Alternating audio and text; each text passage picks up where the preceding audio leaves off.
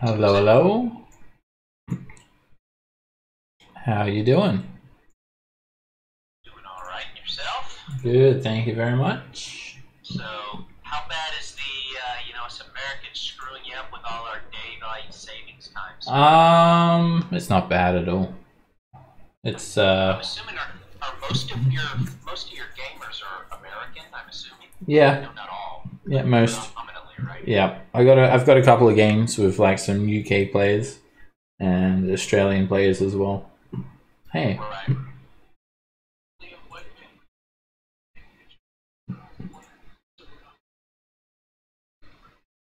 Exactly. What you said? Yes. Yeah, I know it's. Well, I can tell you exactly why you do it. Or interested in hearing you or not.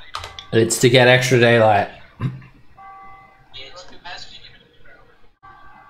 has to do with is related to what Seb just said. You get extra daylight hours during the working time, and in general, like they've shown power-wise, it saves like 3% energy use. That's what they tell you. It's a conspiracy. Hey. Oh wow! You're gonna blame Donald Trump for that? You can blame him for a lot of stuff. I think you're pushing it a little far. Yeah, he invented it. Yeah, I agree. There's a Republican tool. Yep. You know what's really funny? Secretly mind control. So there was a term called EDM. This is during the George Bush era. That's where you get the thing across the well, something else. But it's called, there was a terminology, it was called Bush dementia syndrome. And it basically was a reference, and it was funny because I had some friends who this applied to, where literally Bush was responsible for everything bad in the United States. And it was funny. You could never get them to say every problem he had was Bush. I'm not saying if Bush had his issues, but it was just funny. And it was BDM, Bush dementia syndrome.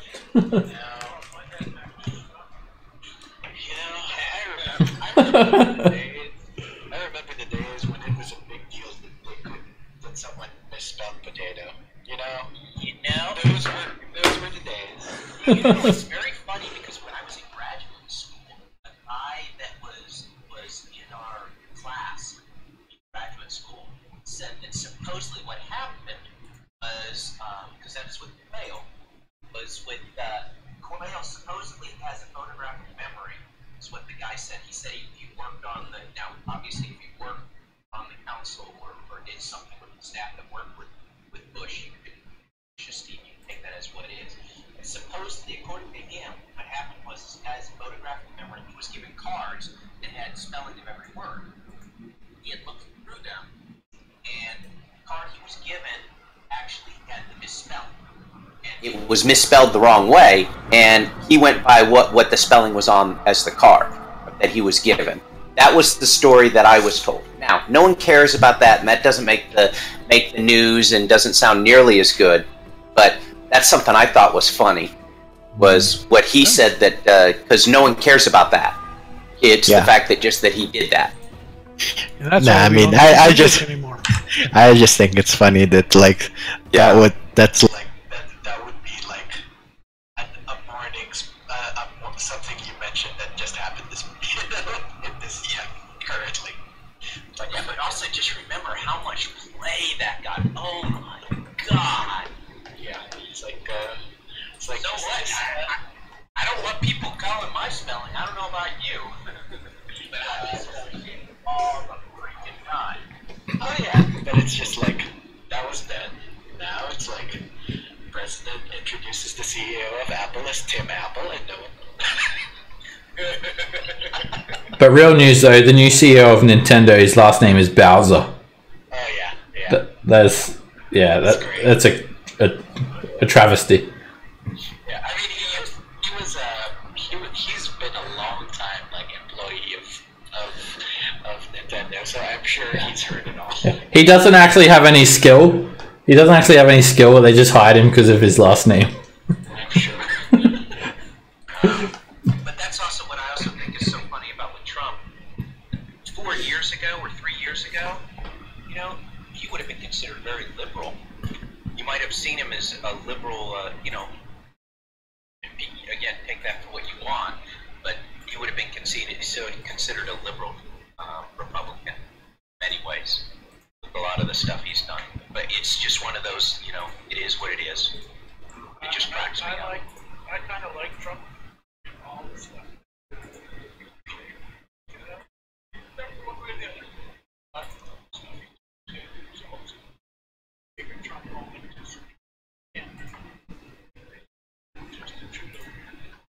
Justin Trudeau gave you a framed picture of where the Trump empire started in Canada's Yukon.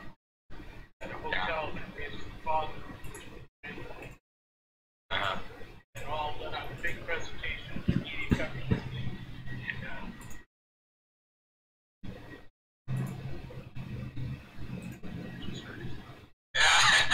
Well, that's like with Kennedy of JFK. You know, everybody talks about how great he was. He was only one generation away from his dad was basically a bootlegging gangster who basically just went legitimate and fought his way into politics and had his sons do that. So, and he became president. I'm sorry, who's going legit? Oh, yeah, what? There you go. Yeah, Prime Minister we have. Yeah, we don't get a choice as well. We have to vote. It's compulsory. But, yeah. Wait, you have to vote? Yeah. I think that's awesome. I don't really follow politics, though. Alright. Let's forget about politics. Let's play some D&D. Okay. Looks like everyone's here. Well, I presume Dash is running late. Yeah, give me 1 second. I'm going to get my cell phone. I can charge it. I'll be right back. Sure. No problemo. So Amaharu's here, and if you guys didn't see, I'm live streaming. So I mean, I don't really. Yeah.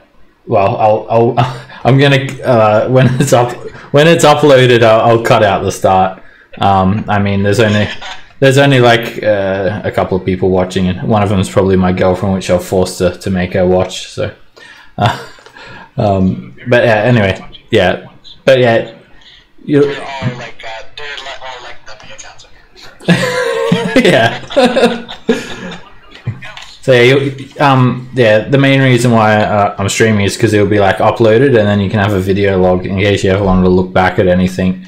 And I thought it'd be a good time because we're sort of at the start of a new campaign, and then we can go through the entire campaign, like having a record of it. Yeah, unfortunately, I sort of messed up the audio on the first last week. I completely spaced it and forgot to even tell you guys I was streaming. I've been starting like to stream again, and I thought I told you guys, but I didn't. But I presumed because we already streamed before that you guys are okay with it anyway. So let's get started. Last week you guys arrived in Avernus through the Lake of Despond, this swirling vortex that comes down from the sky and deposits hapless souls into the first layer of the Nine Hells. Most of these souls, they're sort of plunged straight into this lake of fire and blood, and those that sort of emerge have been transformed into these horrifying lemur creatures, these blob-like creatures that are sort of whipped into place by the Taskmaster Amnesu, and they sort of form this orderly line. As devils are very lawful creatures, whereas their polar opposites, demons, they are chaotic creatures of destruction. And speaking of demons and devils, there is the blood war that's ever erupting in Avernus. Demons and devils are pitted against each other as they fight for territory, basically, in an endless cycle. No matter how many demons are destroyed, they basically return to their lair in the abyss, the infinity layers of the abyss, to reform, and then more demons are sent out. Meanwhile, the Nine Hells they constantly get new souls come in, and then that are transformed into lemurs, and then they're assigned ranks. And every devil, it's like a hierarchy system. Every devil starts at the bottom, and then they work their way up from a lemur up into a pit fiend. So you've been traveling along the lovely River Styx, and it hasn't been a very nice journey. You've headed through the Dreg Legions, which are the lowest class of demons and devils. Have been battling it out, and there were a few encounters. Some of the war, this is like really the outskirts of the Blood War. It sort of spilled out onto the River Styx, or the shores of the River Styx. You also were ambushed by some creatures as well, and you've sort of broken away from that. There was a little bit of a lull, and you're basically at the mercy of the Merenloth, basically the gatekeepers of the River Styx, that give you passage by their little wooden boats that fit 2 people per boat.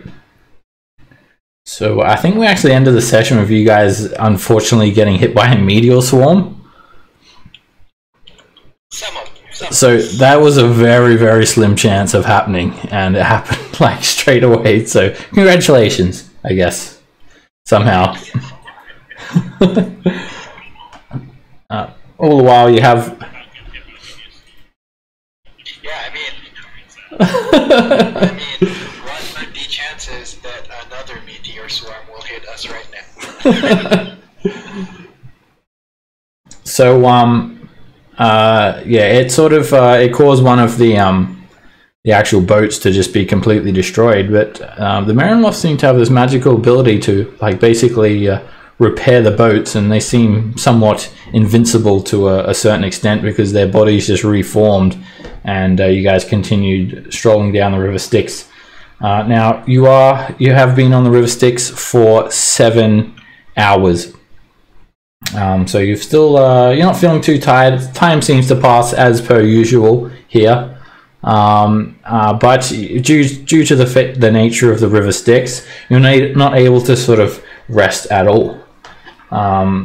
As you start moving through to the south, you've already paid the Merenloth the toll. They're going to get you all the way to Darkspine, so you can basically assault Azariel's keep.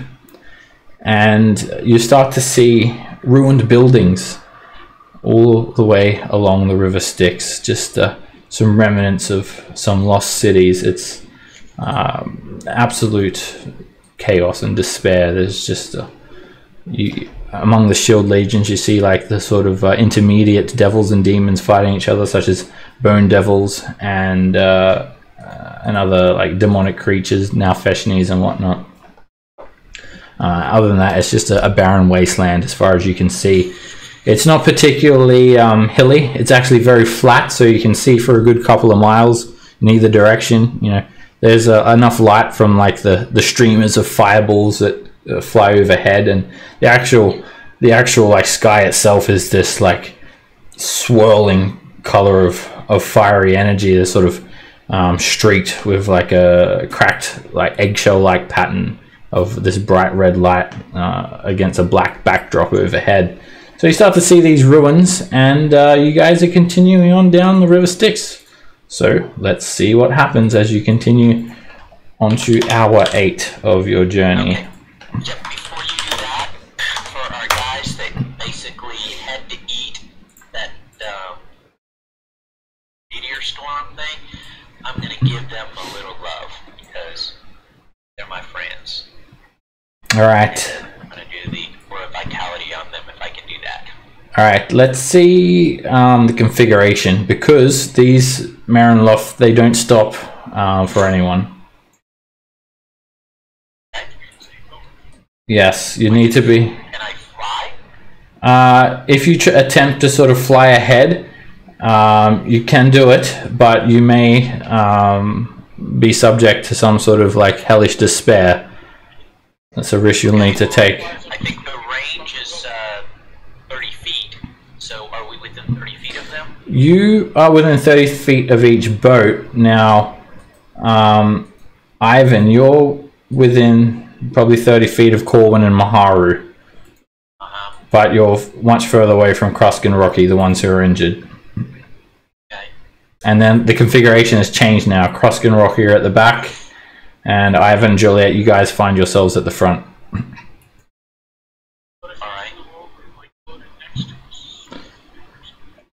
Well, that's the thing. You can attempt to, but as you know, the Marinloth sort of are specifically guiding you through the river Styx, so you're not sure what will happen exactly. You can keep them in sight, but you may be subject to some sort of hellish despair, basically. Okay, well, I guess what... can you center us on the map? I can't find it. Oh, there we go. I just didn't go far enough. No problem. It's a very, very big map. Lots of space on this map. Okay. I still have half my hit points, like I regenerate up to half. So I'm not hurt there. Okay. Like I'm a little over 100 hit points. Yeah, but I think the real bad one is Rocky. How's that do?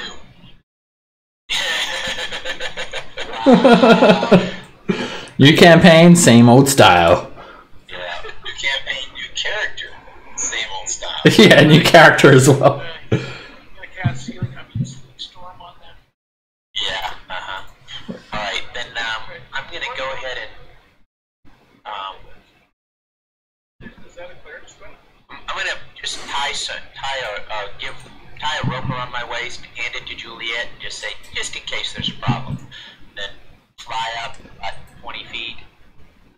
Alright, you fly over to Kroskin and Rocky, you get within range of them. Yeah, I want to get within 30 feet. And, Yep, you can dump all that healing onto them. okay, and I'm gonna put it on, let me see. Damn it, I did the wrong thing, sorry. Delete that off. Delete that. I'm glad you're trusting someone with 9 strength to try to keep you aloft. you got my back. Okay. The rope doesn't touch. Alright, I'm gonna give 64 to Rocky. Okay? So at least he's not quite so hurt. And do I feel okay? Like, do I feel despondent? Or like No, you're fine. You hover above them and just administer that healing to them. You'd probably be a bit closer. Alright, now, as you move back, Ivan, you start to hear these screams, horrifying screams of terror and anguish sort of washing all about you, and everything becomes sort of foggy as you try to peer through. Immediately your vision is obscured to about 5 feet, and there is this red hue that surrounds you. You can no longer hear your friends talking and conversing, and then you actually lose sight of them completely, and I'll need you to make a wisdom save. Yeah, we're screwed. Alright, meanwhile, you guys don't see any sort of change in Ivan. He's just flying over, and through your sheer willpower. Yeah? Sorry, go ahead. Did you want to use some ability? Yeah, just because I don't want to risk it, can I use Bardic Inspiration? Sure. Okay.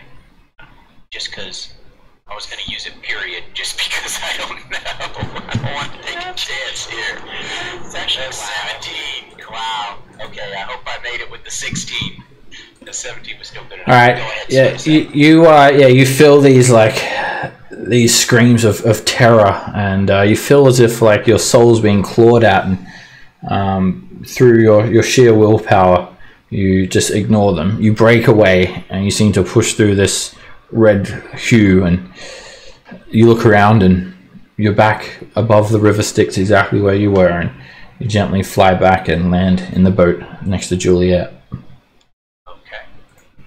Alright, well, that was disconcerting. I'm gonna ask the Marinloth, what just happened to me right there? I left for a little while to heal my guys, and I barely made it back.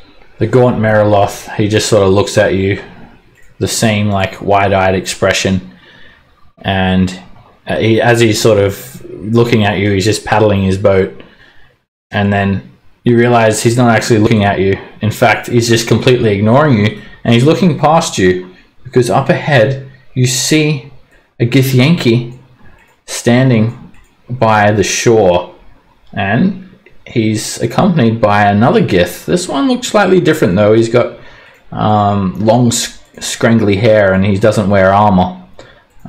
This is the Githyanki that you see. You can tell he's very sort of elaborately presented. He's got like beads all through his hair, and carries a great sword. The other Gith standing near him sort of looks like an older man, and very sort of gentle looking, and he sort of just has his legs crossed, and he hovers a couple of feet above the air. And there's another horrifying, absolutely grotesque creature with them. It has a large gaping maw and sort of these hollow eye sockets set into its head, and you guys are just like gently sort of wading past. And the Githyanki, the decorated Githyanki, sort of starts waving you guys down. Kula! Kula! Rara! Rola casa! I'll activate my comprehend, my helm of comprehend. Help! Somebody! My friend, he has been transformed! One of you are spellcasters, I can tell! Use your magic, I demand you! Save my ally! And he points to this disgusting creature that just... it looks absolutely horrifying. Okay. It's got this gangly looking body, these grotesque webbed hands, and looks skeletally thin, with a gaping maw. Alright, the Gith sees the Marinloth are not like sort of slowing down, so you guys continue on another. I'm just going to move everyone down a bit more. Oh, okay. Well,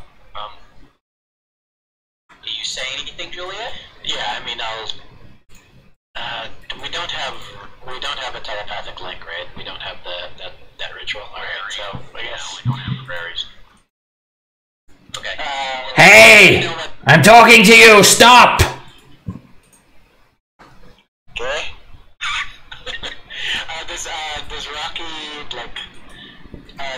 what languages does Rocky know? What would I know? I mean, you can definitely ascertain that it's Githyanki, or Gith. Oh, no. I'm trying to find a language that Githyanki don't speak. Oh. That I can use to communicate with the rest of the party. Make a Arcana check. Yeah, you would think that Gith, they basically know Gith, and they may be able to speak a bit of broken common. Rocky, what languages do you speak?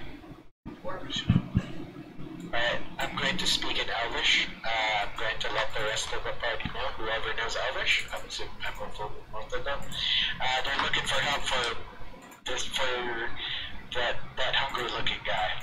Apparently he's one of the Jews one.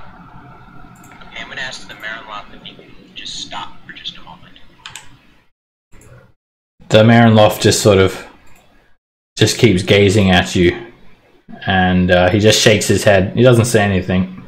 Alright, and But then he holds out his hand. I mean, is he looking for a loaf of bread? Oh wait, wrong camera.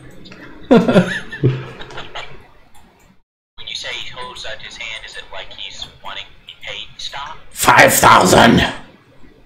5,000? Dangerous! Dangerous? Shield legions! Okay. You know what? I'm curious, so I actually give him 5,000. Alright. Hey, You give him 5,000, and then this other Marinloth just sort of gets backed up pretty quickly, and I'm walking over here. he's not going to stop, and neither are the other two boats, or both boats are not going to stop. So it's not it's one at a time. Yeah, they're completely independent. Okay, then. Sorry, what's that, Rocky? I'll tell the Gith, I will help you, and then I'm going to cast the spell magic on this guy. Okay. Alrighty, you stop, and meanwhile you've got the other, Marinlov backing up into you. You use Dispel Magic, and you detect some sort of powerful magic, Ivan, that you cannot even attempt to dispel. Even if you use all of your power, it's something beyond your scope. I'll ask the Yankee, do they know of any way to get his friend out? My friend here tried to dispel it, but apparently it's a different type of magic. It's not magic that's easily dispellable. Alright, he sort of says to you, You're the ones that have come for Tiamat! Okay. This is your fault! You are the cause of this! This is a punishment! And you will pay for it! We just tried to help you? Right. Want to tell us what's going on? Kakarek have warned me of you all! This is a result! This is what happens because of you opposing Tiamat! Fools! Die! And the Githyanki starts casting a spell. Let's roll initiative. Hey. Juliet. Do I know what spell he's casting, or? Well, he's got out his spell focus, but he hasn't, actually cast a spell yet, no. You can tell that he's a spellcaster, though. I'm just thinking about, I'm just thinking about just rolling them all off and leaving them alone. Yeah, I think that's what I'll do. What I'm actually going to do is I'm going to burn a sorcery point so that it's subtle, and then I will use my Staff of Power to cast Word of Force. Alrighty. You you do a dome, and it completely encapsulates them. So like a. And then I'm just going to be like, Felicia! That you just see them angrily sort of banging against this this wall of force, and it's not over yet. Okay. Yeah, That was my turn. their voice no longer sort of passes through the wall of force, obviously. So you see them just banging their arms against this invisible wall. And now this hungry creature, it just sets its eyes on you, Juliet, and it just starts to open up its mouth. Meanwhile, the Marinlof does not give two shits, and he just starts sailing Maharu and Corwin away. Oh, could I have used my free talk action to ask the Marilyn to just keep on going? Sure. You think he's planning to do that anyway? Yeah. Okay. I'm with you, pal. Alright, he just starts sailing down the river. Maharu.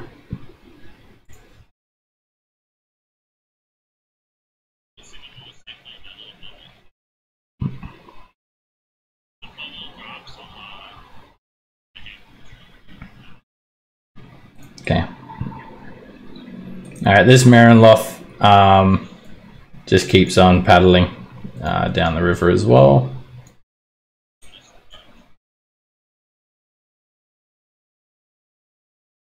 Rocky.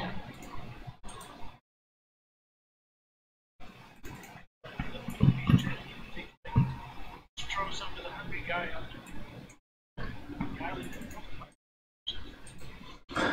Okay. You throw a piece of meat at him. Alright, suddenly this Githyanki with a very angry look. He sort of puts his hands up near his face. And holding on to the hungry, grabbing one of his ginkly arms, he teleports into the boat. Quick question, Sam. Would they know that there's a wall of force there? Because it's invisible and they didn't see me come. Alright, he bounces into it and then he does that. But yes, they would sort of see the effect of the wall of force or feel it. It doesn't shimmer; it's completely invisible. But he would realize because of the absence of any sound after sort of bumping into it. It's a spellcaster as well, so. Alright, and then the Githyanki Gish will use your war magic to use a longsword attack on you, Juliet. Surprise! And he misses. Does he then crawl off the boat because he's like literally like on the tip of the boat? He will have to make an acrobatics check. Now he slips and he falls into the river Styx. I just like give a wave. Bye, Felicia.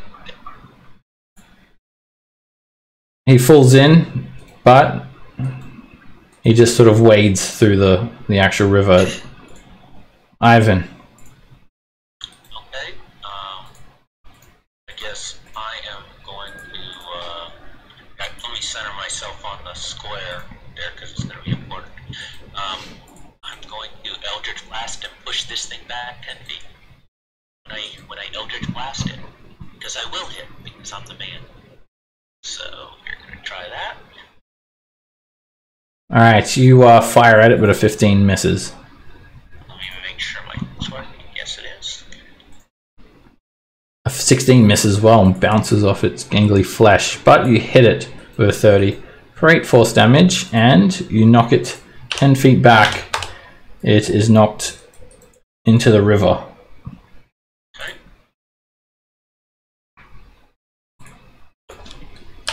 And something bad happens to it. It doesn't seem to sort of have any real physical effect, but you can tell it's sort of struggling and just hisses in the river Styx. And then I'm going to hit send one other bolt at this person just to push him 10 feet away from me. Okay.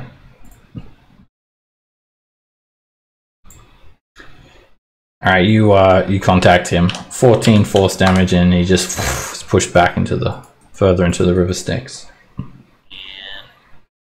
then I am done. Now that we have anything on the boat. Alright, this other Githzerai, very strange that a Githzerai and a Githyanki are traveling together. They're actually like mortal enemies, so you don't know what's going on there. But he suddenly just he teleports into the boat right here using the teleport spell. Maharu, you quickly react and you pluck him with the hand crossbow. For 12 plus 23 for sneak attack, he literally teleports headfirst into your bolt for 35 points of damage. Wow. Okay. And it looks like it hurt him decently enough. Corwin. Okay, let's shoot somebody. Let's shoot the guy in the boat. No, I don't. We need to shoot the guy. This guy right here.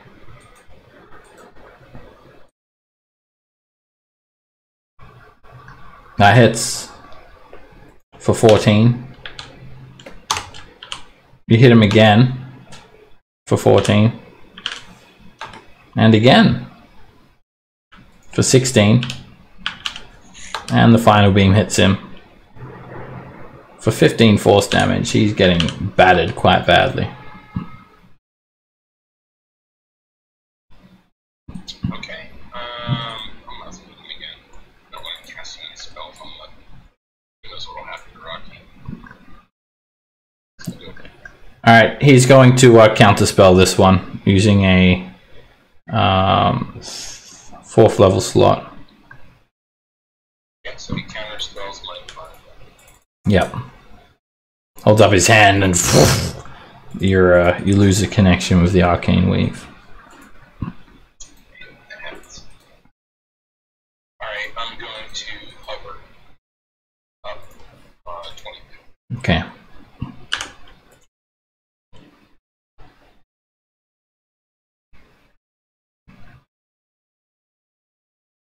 Krusk.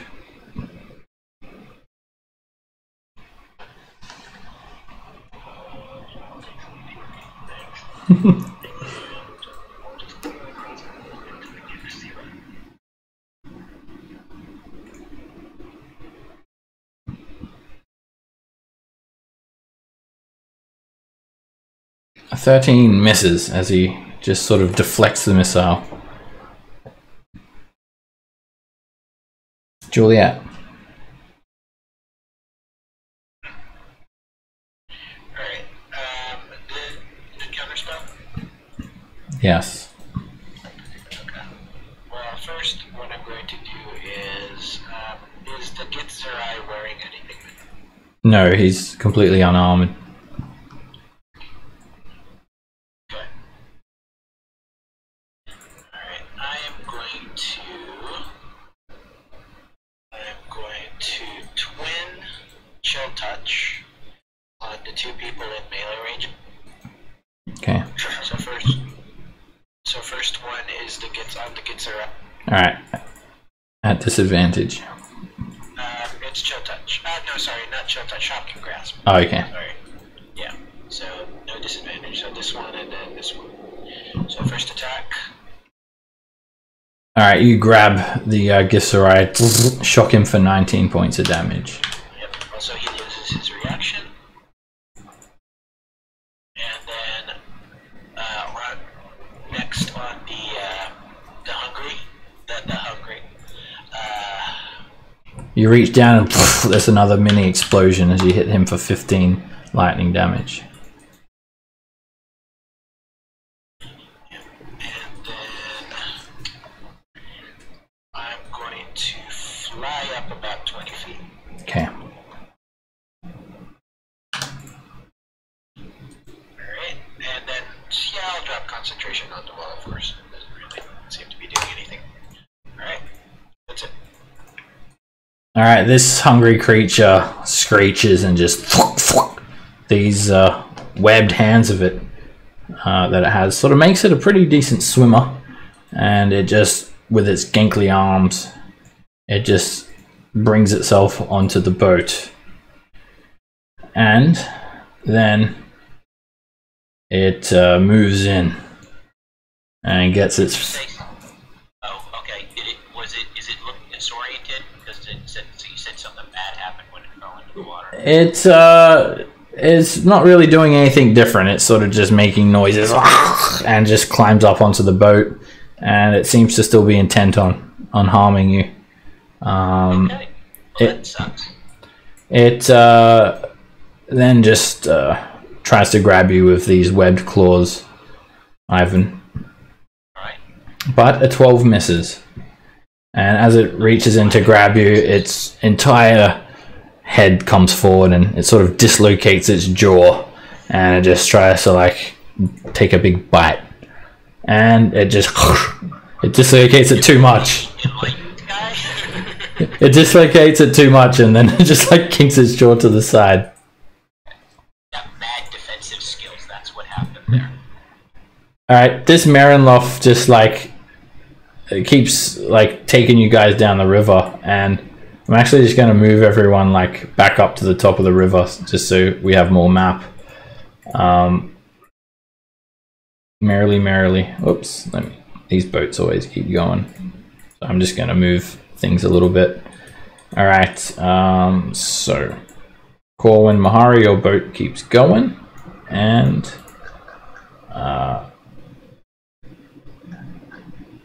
where you guys are, it's fine. You sort of look like you're up on the bank, but you're still in the actual river itself. Juliet and co. There. All right. So that's what that Mariloff does, and this one just. Oops. All right, I'm grabbing all the people's wrongs boats. The boats have got a bigger sort of hitbox, if you will. All right. They keep coming up behind Corwin and Maharu, and the Gish is like, yeah, left behind, basically, in the river. Sort of, we'll put him there. Maharu.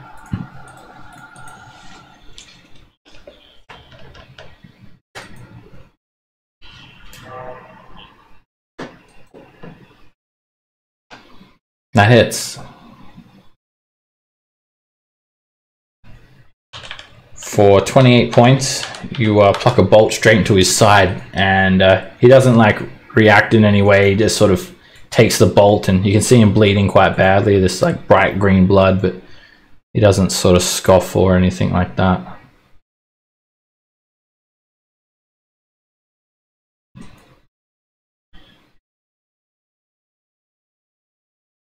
Finally, Kruskin Rocky's Marinloth keeps wading down the river another 30 feet. You're running over to get the Yankee. Just falls short of it. Rocky. Yeah. Alrighty, you move in and you just sort of lean over the edge of the boat and you swing at him. You hit him for 18 points of damage. Just boop him on the head. Alright, he is going to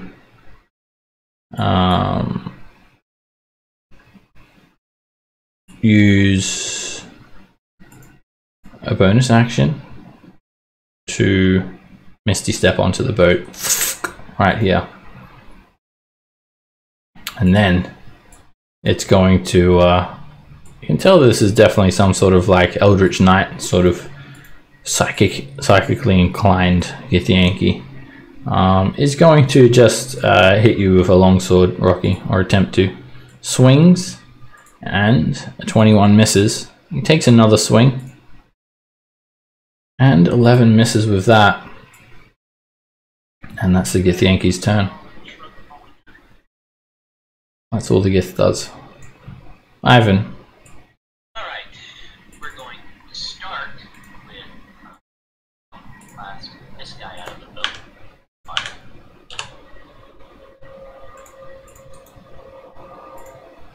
Is it the hungry you're at? This one?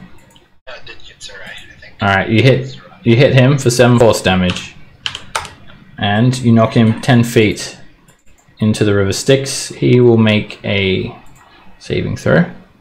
And he doesn't seem affected by the river Styx.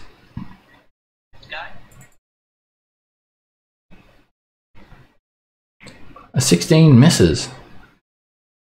You fire again and hit him for 6 force damage. And I presume you're knocking him off? Yeah, push him. Alright, you push him and he just falls into the river Styx. I feel like Ivan never wants to get away from us.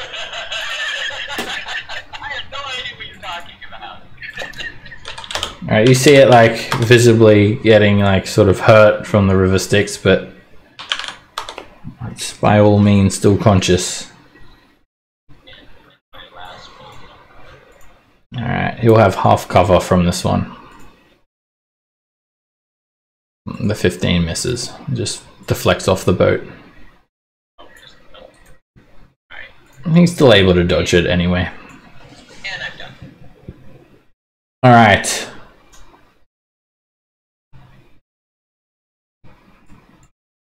The Githserai's eyes just start to glow bright. Like a spark of eldritch energy.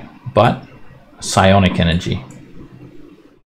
And he is going to just sort of levitate up onto the boat, just like almost hovering. And he just sort of reaches you there, Ivan. Just got to snap you guys to the grid. And then he just like, with his arms crossed, he just like starts trying to like slap you on the face with his feet. Whoosh! That hits. What? What is he doing? Slapping you in the face with his feet. Yeah, he's got his arms crossed and he's just like doing like all this leg work. He's like using Liu Kang. Yeah, he's using Liu Kang. Alright, he smacks you over the face for 29 damage. Okay. The Gish will counterspell you. Gotta counterspell his counterspell. Okay. That'll be... At what level are you doing it, Juliet? 3rd level? Make a charisma check. Oh really? He's popping alright. He's on the brink of death, so he doesn't hold back by any means. Alright, you fail to counterspell him. Use the 4th level slot. Alright, Ivan. 31. You, yes. 29. You're hit for 29 points of damage. His foot is like psychically charged. Alright, now he really starts to cause his foot to glow. And he does like a power-up temporal strike with his glowing psychic foot.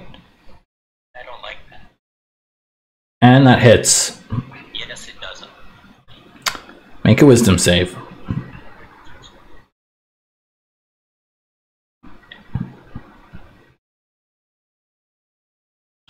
Oh my god. Alright, you are just kicked so hard, he kicked you into the future.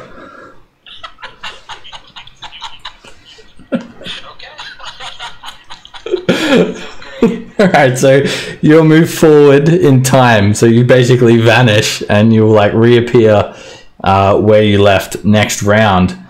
It also hurts, Ivan. You're hit for 60 points of damage. That's how hard he kicks you. Wow. Yes. That's okay. That is something. Still conscious, but I mean, he just couldn't crack on. Then he moves forward and he just sort of hovers a little bit and then he just kicks the Marinloth as well, doing a 3rd attack. And he boots the Marinloth in the face for... let me just see. Marinloth is resistant. So Marinloth's hit for 22 points. He's hurt. And then just sort of hovers back. Okay, that's the Gisserai's turn done. Corwin.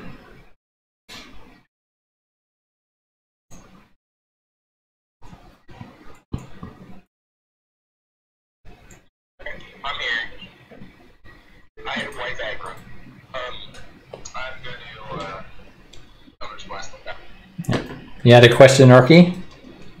Yeah, if he did his counterspell.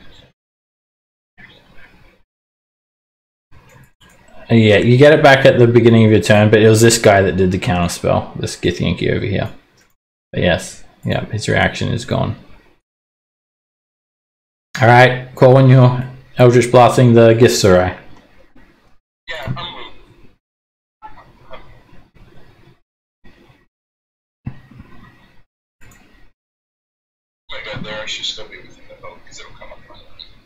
Okay. I'm gonna hover right here. Now I'm gonna shoot the levitating bicycle kicking time traveling.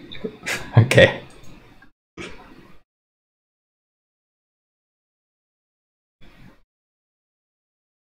That hits. Alright, he turns around, tries to like deflect your beam with his foot, but you end up just blowing his foot off. And he just looks down at it, like in a very calm manner. His whole foot is just shredded away. And that hits as well with the crit. For 25 damage. Alright, that second beam, he like lifts a foot up to deflect like his other good foot, and you just sort of snap it back by the power of that force, and it just hits him in his own head, and it kicks him into next Thursday. Actual next Thursday. Okay, good. That was on the second beam too. So Right, okay. still got I'm gonna 2 more. Well, go to the beginning. alright, that I'll take that 28. That hits him for 16 force damage. And you fire again for 14. You leave the Gish terribly, terribly wounded. Okay, no, I'm gonna, I'm not playing around this guy. I'm gonna go ahead and, You still have one blast. You've only shot 30 counted quarter. Oh no, you did only shoot 3. My bad. I don't know why I thought 4. 1, 2, 3. Yep, you got one more. The 16 is a damage again, so you counted 4 damage. Oh, well, I counted the 28 as your third beam for 16 force damage. Oh yes, I don't know why I gave him the extra 14. Make your fourth attack. Alright, that fourth one is gonna kill him. Yeah, he's dead. Okay. Alright, well then I'll quit gonna hit this one.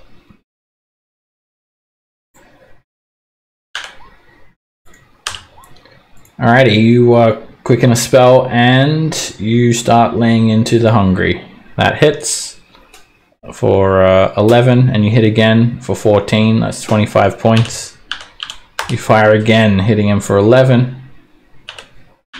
And the final beam hits for 9 force damage, just battering him as he's swelshing around in the river Styx. I look around the landscape for Ivan, so I don't know where he went. You look over to next Thursday and see him there. Krusk.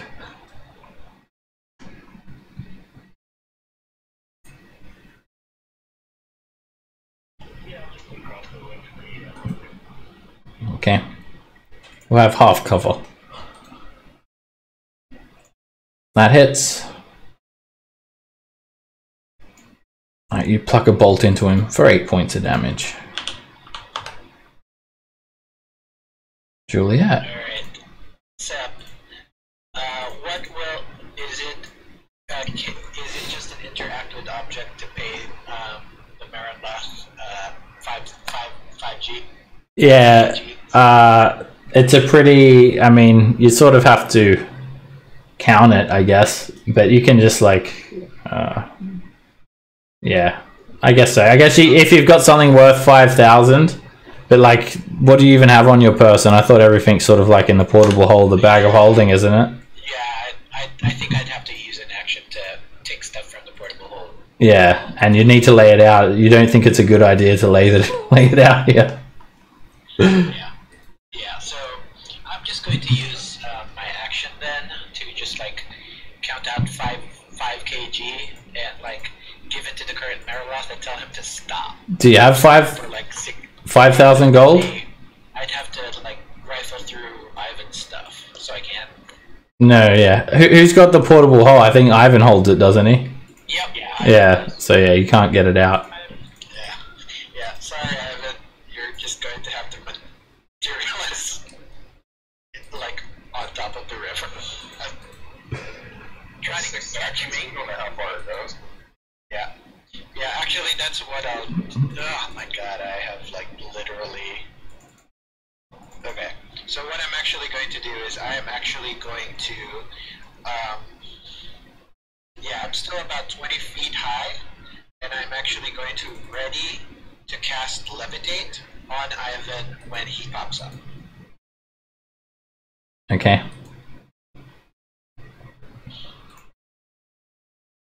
Yep, so that's my turn, because I do not want him to fall into the water.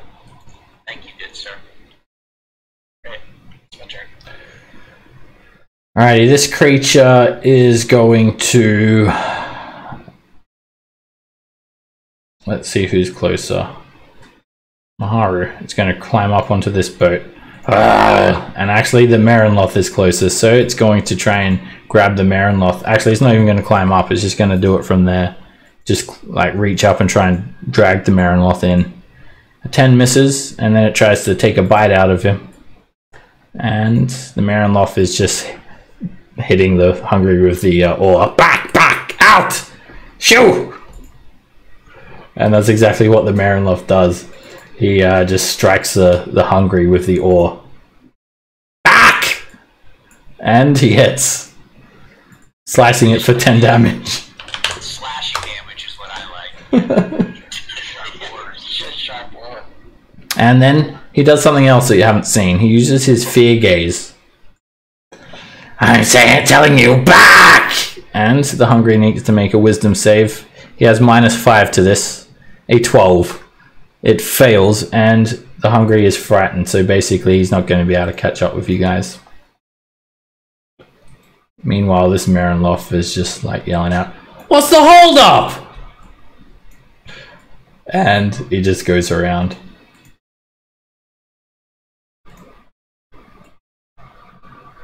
Not taking you with him. And same with you, Ivan. Maharu.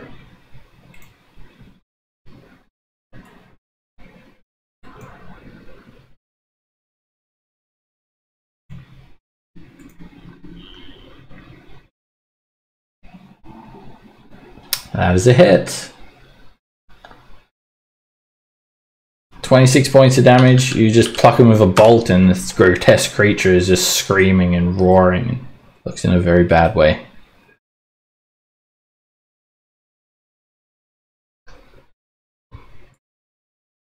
Alright, this Marinloth moves up 30 feet. Gets up to there. Rocky.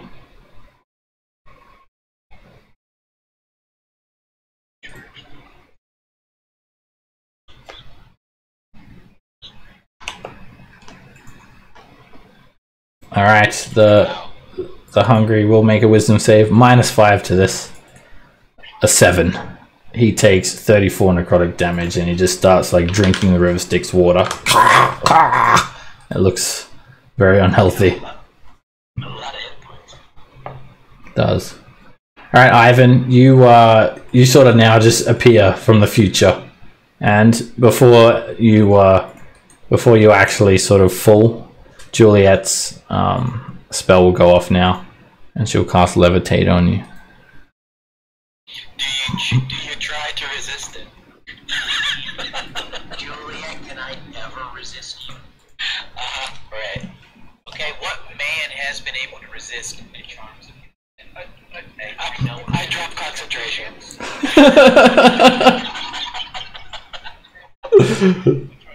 I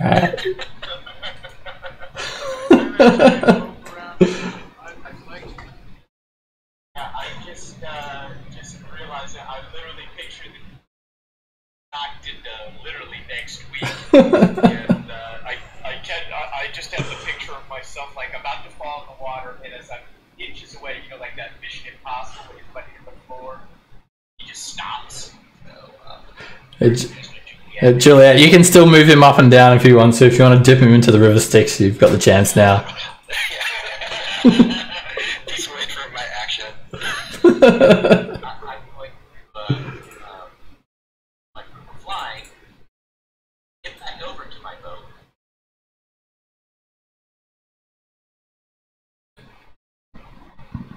And then I'm going to Eldritch Blast, just to finish it off. And I'm very happy. That hits for 7. You hit again for 13. And again for 15. And you shoot one final beam straight through its head, and it just sinks down into the river Styx, going through this red hue and fading away into a fog. And now I'm going to ask that death just knock the crap out of me. Does that freaking hurt? I'm not flying up when I put it on there. I was in the boat. Yeah, okay. Close enough to yourself to Yes, I'm about to heal myself. I'm just waiting for us to get out. Yep, you're out of combat now. And the configuration looks like... Oh, it's still the same after all the movement. Wait, how did we get in front? Overtake. Yeah, our Mara left was like when, you know, Speed Racer on the yeah. You're attacking with the oars of sharpness. Yep.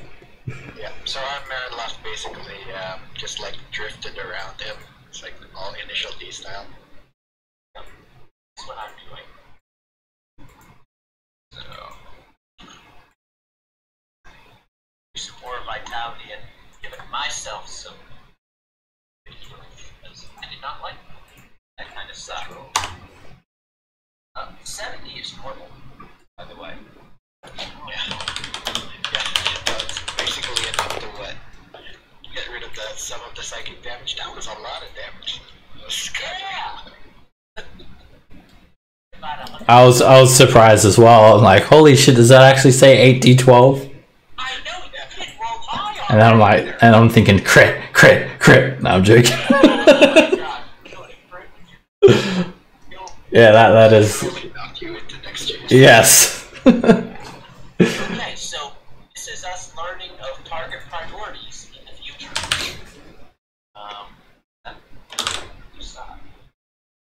But kill you Kang first. Yeah, Kang, definitely.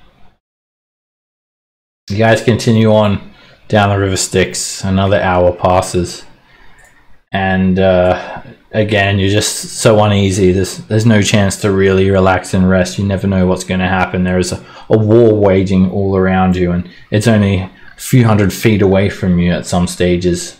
Legions and legions of these devils are toe-to-toe with one another. You see them dissolve into piles of ichor as they slaughter one another in an endless melody, an endless dance. And another hour passes. You start to see more ruined buildings as evidence of civilizations that have been completely wiped out. You're deep within the shield legions now.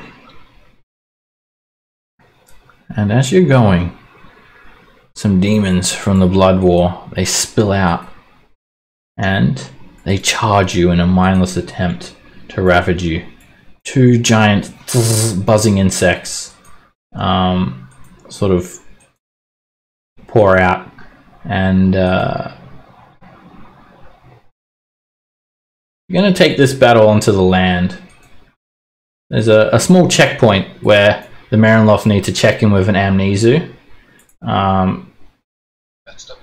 Yeah, you guys, it's just literally to check the Marinloft's cargo, so you guys are sort of just out waiting on the plains, just like with this. Yeah, so I'm just moving you guys onto this area here, just so we can have a normal sort of land fight. But you're just like, you're not expecting maybe like any trouble, but well, you're in Avernus, you're in the Nine Hells, so anything could happen. So those of you who are flying, how far do you guys want to fly? How high up? You alright, Rocky, you go 30 feet.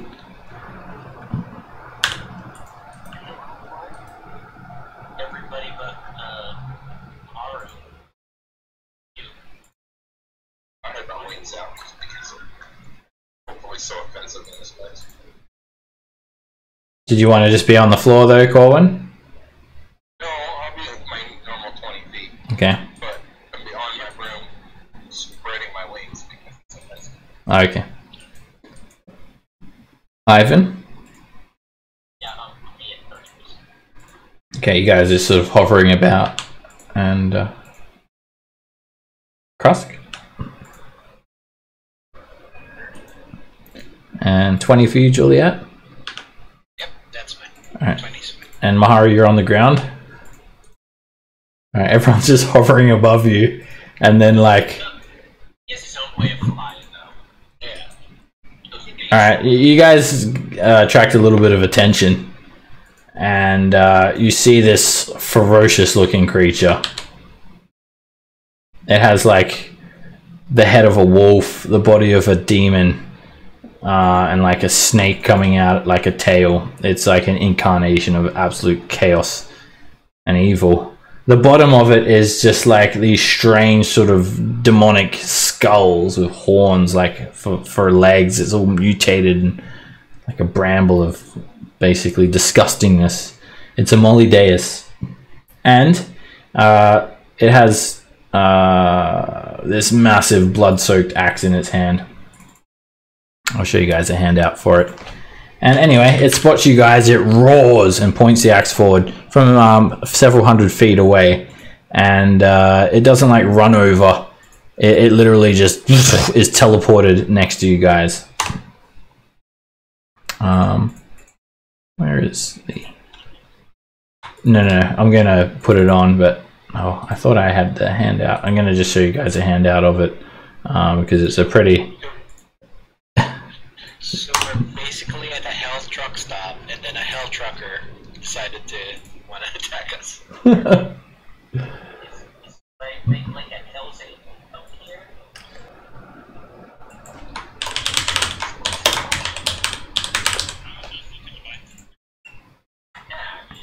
Alright, you see these other two creatures appear as well. So it sort of points the axe, it roars, and then it teleports, much in the same fashion that they basically teleport into Avernus. And it's accompanied by these two large flying insect creatures. They're obviously demons. And one of them's going to teleport up to Krusk. The other one's going to teleport right next to Juliet. And then the Molly Deus just literally appears right next to you, Maharu.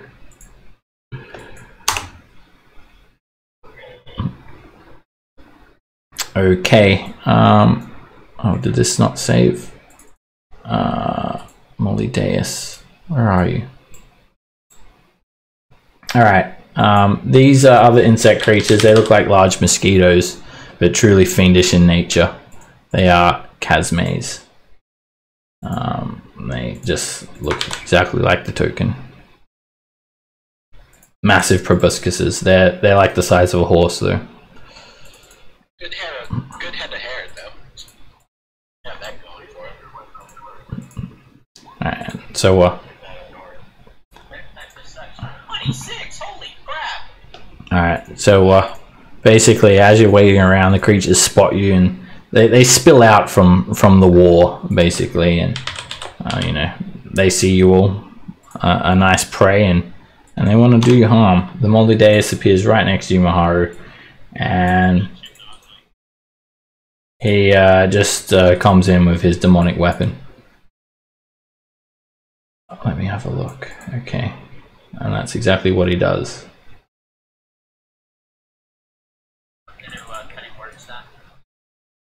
Okay.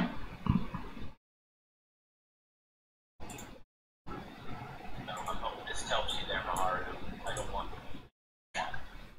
mother sucker. 24. Alright. This hellish looking axe just stabs straight into you. Oh, Maharu, you use your reaction, bring your AC up to 27, and it misses. And you parry the axe off.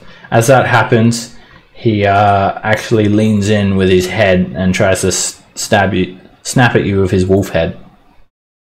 Hits for 10 piercing damage, and as that is chomping onto you, the snake coming out the back of its neck whips at you very viciously, and you duck at the last second. A bit of poison just sort of splashes on you. Maharu.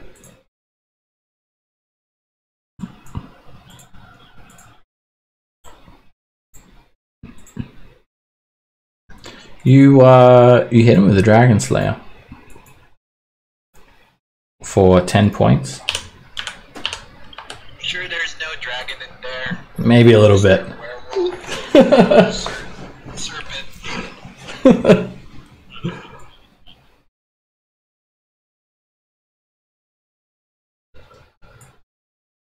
And a 19 hits.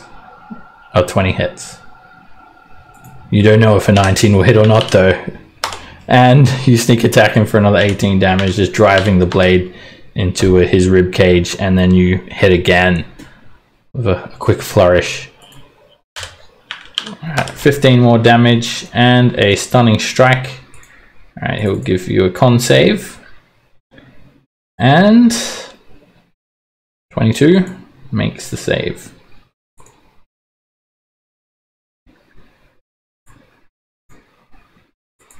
Alright, he's going to use a legendary action. Oh, what is going on here with his character sheet? Okay. Nope, it's not letting me. Alright, sorry, I just had a quick technical difficulty. He's going to look around and he roars, and he's going to cast imprisonment on Corwin.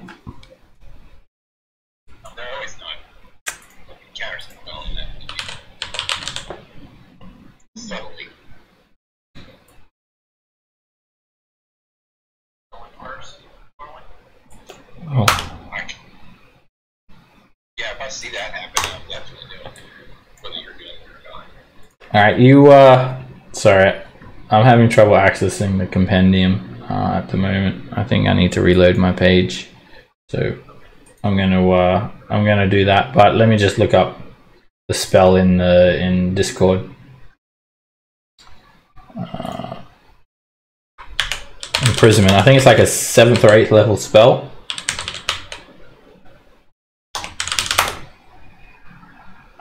Okay, imprisonment. It is a 9th level spell. Give me a charisma check, Corwin.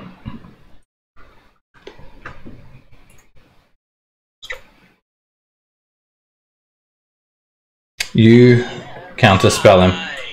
Nice. Okay, that's done. Oops. Alright, he uses 1 legendary action for that. And your reaction is eaten there, Corwin. Alright, that was a legendary action. Oh no, I don't have mine. Alright, this Kazme just it was teleported in from the Molly Deus and appears right next to you, Krusk, and is going to it makes this sort of this droning sound, and it's sort of getting to you a little bit, Krusk, but not right now. What does try to get at you is the proboscis, and it misses. It just does 1 little dot and misses. At the end of the Kazme's turn, the Molly Deus, it will use a 2nd legendary action, and it's going to move up to you, Maharu, roaring with the wolf head. Rocky.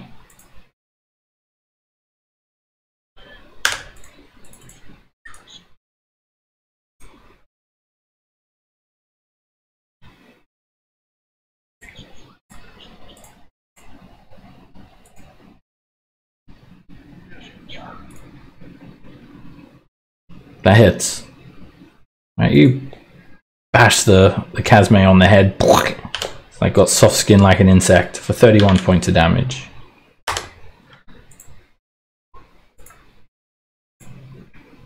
Ivan. Before your turn, the Molideus will use a 3rd legendary action. And it's going to use that massive axe to try and slice into you, Maharu, with its hellish weapon, demonic weapon. And it swings short, straight into the air. That's its 3rd legendary action. So Ivan, you're up now.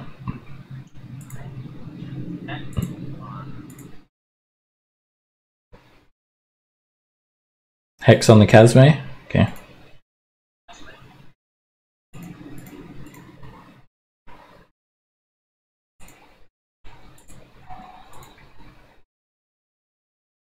Alright, the first beam, it hits.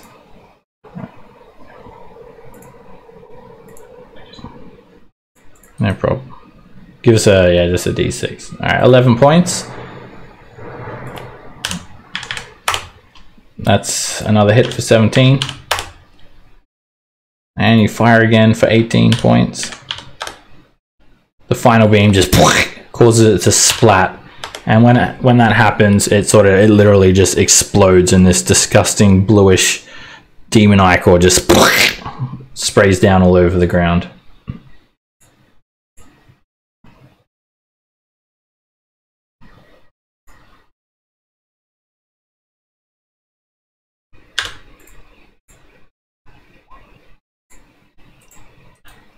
Corwin.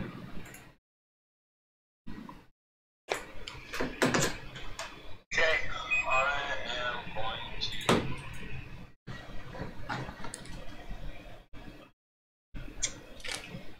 use my. I'm going to put Hex Blades first on this. On the Molideus? Alrighty, Hexblade's curse goes on.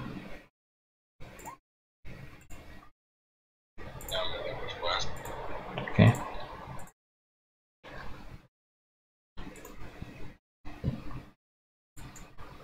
That hits for 8 force damage. And that hits. Do you have your extra Hexblade curse damage in there? No, add 6. Okay. Alrighty. An extra 6. Alright, that hits him as well for 17. No. Wait. You don't have it in there, right? I don't. Okay. Alright. So I'm trying to reload my page because I'm having like a connection issue with Roll20. so it's just like lagging up. Just give me a sec while I reload. I can't like access the compendium or anything. It's just not letting me do it. Just loading up now. Go ahead and make your other two attacks though, there, Dash.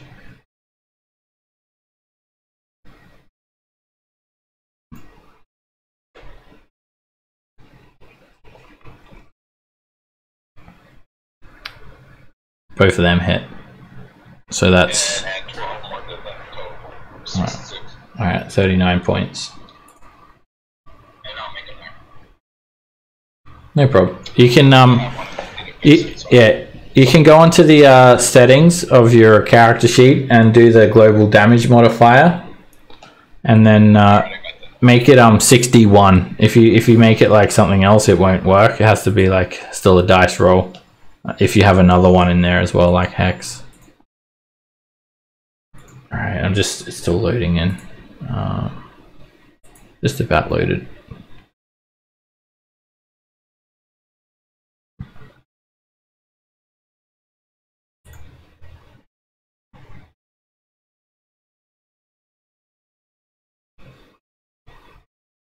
Whose turn is next? Well, that was the hit. Never mind, that makes sense. No problem. Alright, sorry, it's still loading in. Okay, it's just being like super slow at the moment for some reason. I'm back. Okay, Krusk. Let me add that. Let me take the 39 damage off the Molly Deus. Okay, Krusk. You're up, my man. Alright, well, I'm 30 feet up and 30 feet away from this guy, so I guess I'll use whatever Pythagorean that is. You don't do any sort of Pythagoras. It's just you move diagonally using 5 feet, so it's basically the same amount. So it'd be 30 feet to get over to him if you're 30 feet away in any direction.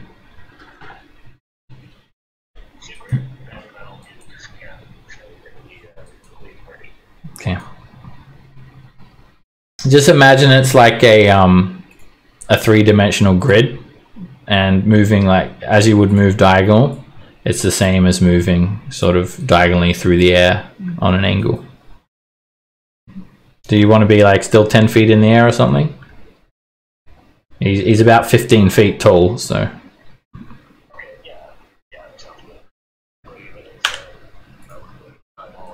Alright, and this, I finally got the handout as well. This is what he looks like.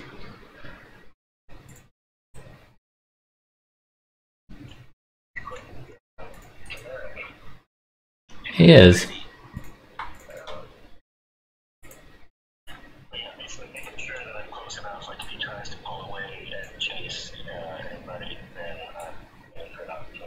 Yeah, you're in melee range of him.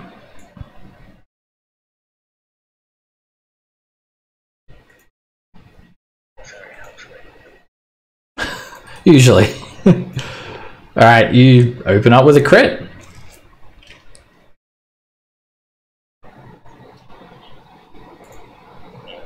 You stab the glaive into him, 29 points of damage, just sort of into his neck and shoulder, and he roars in pain. And you slice at him again for another 15 damage. And your third attack hits for 13. That hits for another 16 damage.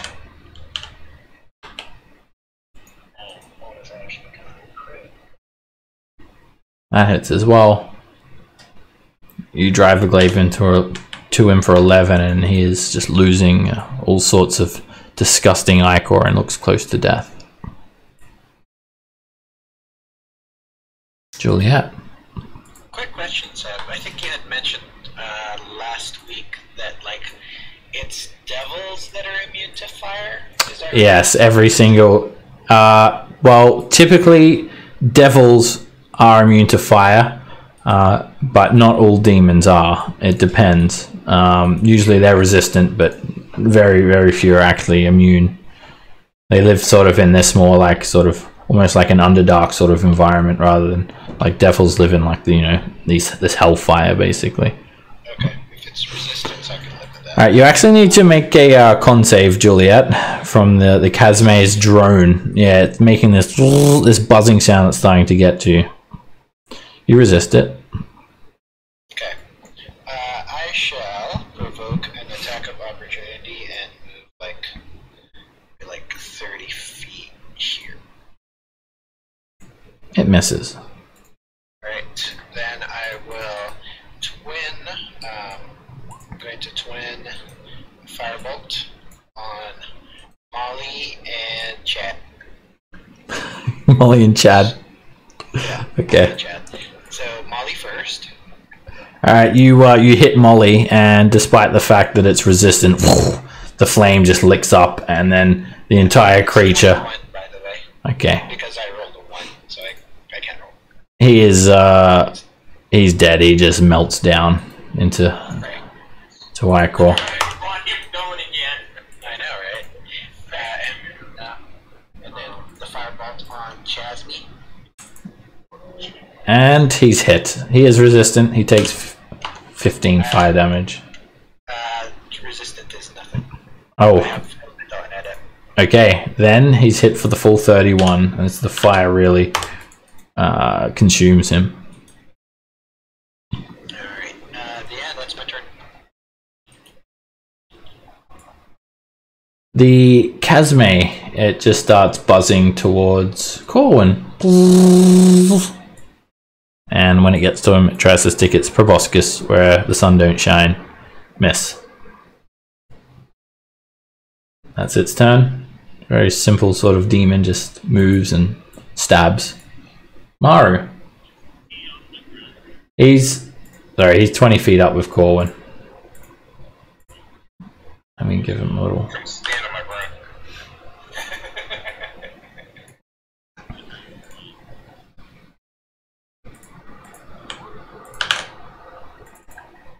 That is a hit. I pluck him for 19 points of damage.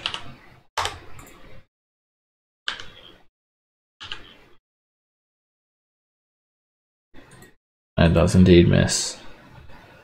You sort of throw it up, like you throw it directly vertical, and then you have to quickly jump out of the way as it almost lands on you.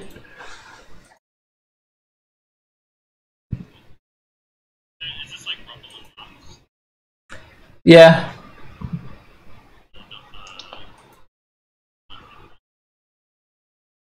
From where you are, no. The Casme will sort of have a line of sight on you still. You could get cover though, half cover from any sort of ranged attack from the east.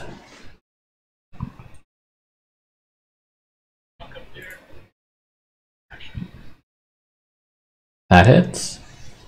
You bash into him for 27 points of damage, and it's almost dead. Ivan.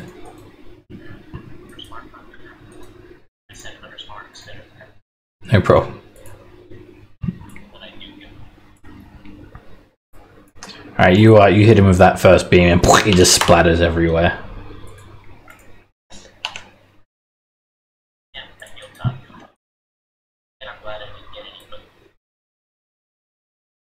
This is Marin sort of comes over now. We go!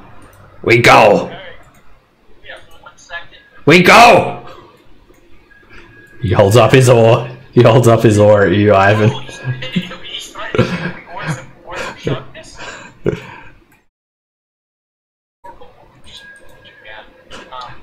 there anything on that mirror?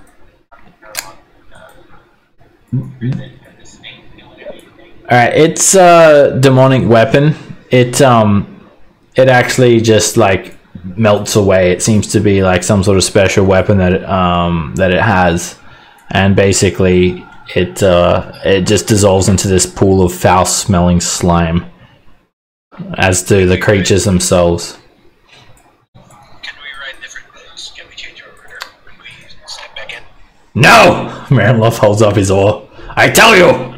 Okay, 5. You want to pay again, you pay again!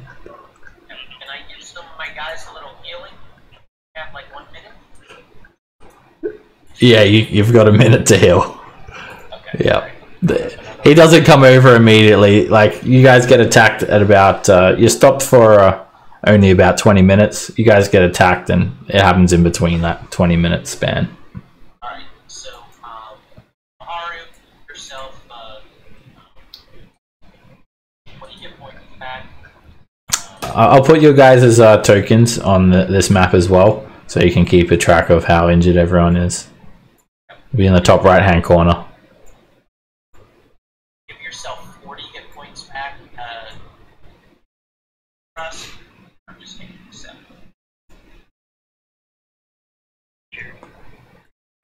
Alrighty, hour-long spells will go away as you spend another hour traveling down the River Styx. You can buy our holy weapon strategy. I'm gonna ask them, so, are we gonna be able to get them a night at some time? Because, you get tired eventually. The Marinlove holds up his oar. Yes! You don't know why he's like threatening you with that, but... I know, he's like, I'm feeling kind of intimidated here. He's very aggro.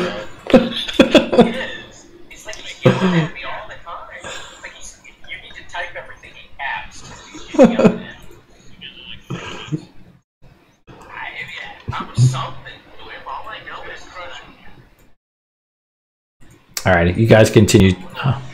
Hour 9 on the River Styx. It was only 6,250 each. Jesus, that high level spell would have sucked. Yeah, that Molly Deus was serious business. Yes, I know. But don't forget, now that he's here, guys, don't forget that you're 40 and Bahari don't forget. Yeah, Brad, thanks very much. Yeah, I mean, the dude had the thing where it basically insta-kills you on 20. So.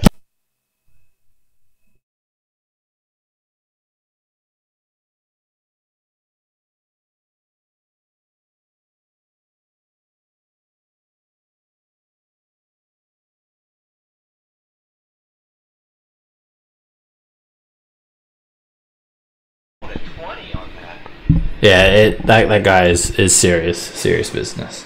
The only advantage is that you didn't have like 300 hit. That was his only move. I don't call that a weakness. Alright. Brad was weak there with that crit. Alright, you guys continue on. Furthermore, another hour passes, much of the same. You're still deep within the shield legions, and the configuration of your boats has unchanged. We've got Ivan and Juliet leading, Maharu and Corwin in the middle boat, and Krusk and Rocky on this last one. You continue on some more, and you find the body of a dead adventurer laying sort of not too far from the shore, and he's looks like he's got some nice looking items on him. Shining plate mail, shield, and longsword.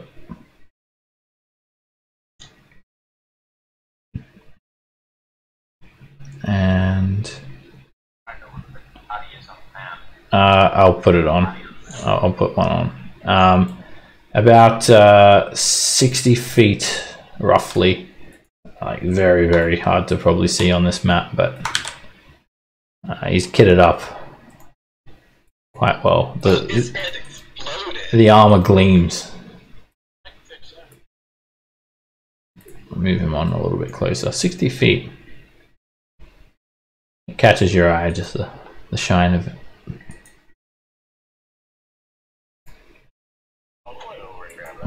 Yeah, no doubt.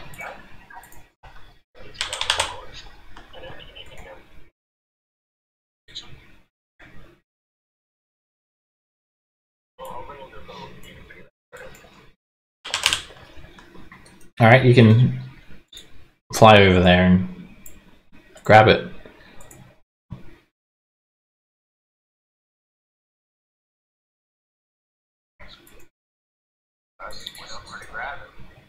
Surprise! Each mount of dirt is actually a minute.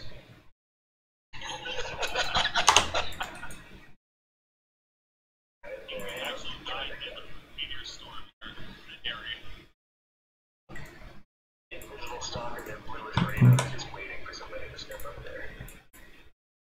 Alrighty, as you fly over to this guy, like despite the fact his armor looks so well maintained, you know, it points to the fact that it's magic. It is actually covered in this sort of green fungus, like mold or something. Right, I'm not thinking that out. Then what I'm actually going to do is like, I'm actually going to go ahead and it weighs 500 pounds or less. Yes. Right. I'm actually going to go ahead and levitate it, and then you can just poke it towards that. Alright, something actually happens before you can even target that area. There's a globe of darkness that appears around you, Krusk, and it completely enshrouds you. And, okay, so it just seemingly comes from nowhere in a 10-foot radius. So I don't get to cast my levitate, I'm guessing. No, this is as soon as Krusk gets basically within 5 feet, notices the slime before he has a chance to sort of relay it to you guys, or as soon as he relays it. And something comes out of the darkness. The green slime covering the armor comes alive, and something truly terrifying lurks in the darkness as well. I'm going to roll initiative. It's a trap. You'll see what it is, hopefully at some stage. But for now, Marinloth, he does his thing, he moves. Let me guess, it's something called an alkylith.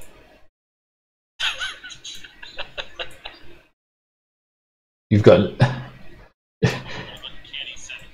Did that Githrak kick you into the future as well?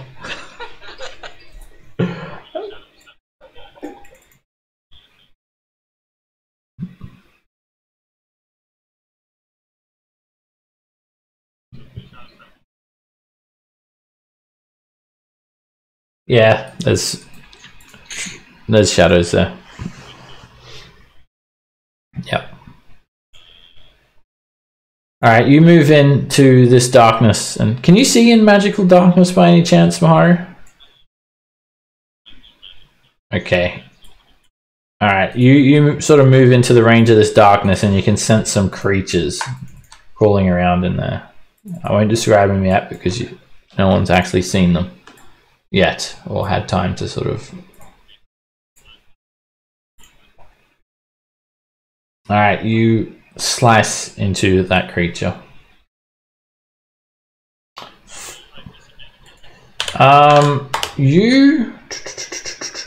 Let me just check, because we've got a couple of different abilities going on. Against this one, you have... Oh yes, yeah, you won't have disadvantage, so yes, you will get sneak attack. Alright, another 23. Nice. That's a crit. Another 15 damage. And that hits. Right, there's something moving around in there. You come in and you just start hacking into it. It's sort of, you slice it as if you are slashing through a vine. That's what it feels like. Alright, cool. And you can see in magical darkness. So, you can clearly see what's happening. Alright, so the slime, or this sort of fungus mold substance, it's come to life, and it looks like basically a moss with red eyeballs poking out of it. It doesn't take any particular form, it just sort of conforms along the ground as it slides up to Krusk. But there is a very distinct, gangly looking demonic creature. It sort of sits on 4 all fours with these just pure glowing white eyes, vicious looking fangs, and sharp claws that would be good for rending. And it literally just crawls out of this little veil of darkness that it's created. Okay. I am going to shoot in the back.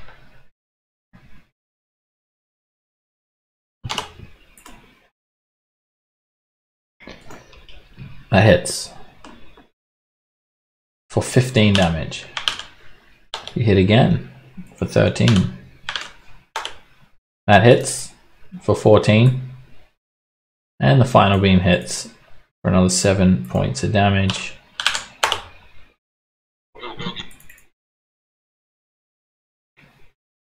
Alrighty, you quicken, and that hits for 13.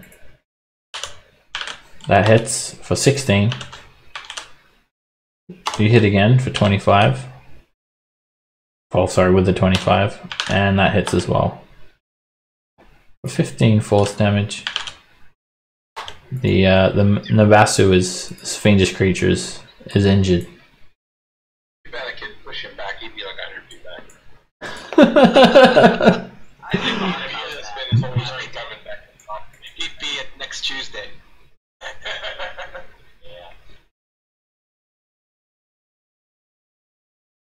Juliet.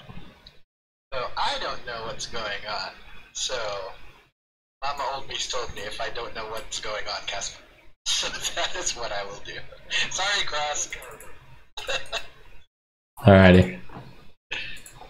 You can just completely hit that area with a fireball, and all right, the Alkalith.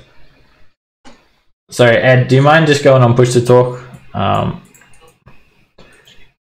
right, these creatures have magic resistance, and they very quickly try to. Oh, are you going to charge it up? Yeah, it's yeah, I'm going to charge it up. That is a weak sauce. Okay. That is weak sauce. I am going to re-roll the 5 2s. So the 1s are 2s, but I'm going to re-roll all 5. Okay. So that is minus 10 plus 20, so it's 30. All right, 36 points. The Alkalith try to avoid it with advantage. All right, they both do. You bypass their resistance, so they both hit for 18 points of fire damage. Now, also Krusk, you'll need to make a con save. All right, you are hit for 36 points, Krusk. And the Nabasu also has advantage due to magic resistance. It fails, and it takes a full 36 points. Oh, is it 40? I thought you said 36. Yeah, well, no, you're right. It's 40. Sorry. Okay, I'll take another 4 off them. 4 and 2. Alright, and Calculated the 2, but roll 20 didn't calculate the 2. Yep. also Krusk, that's an extra 4 damage for you. Yep.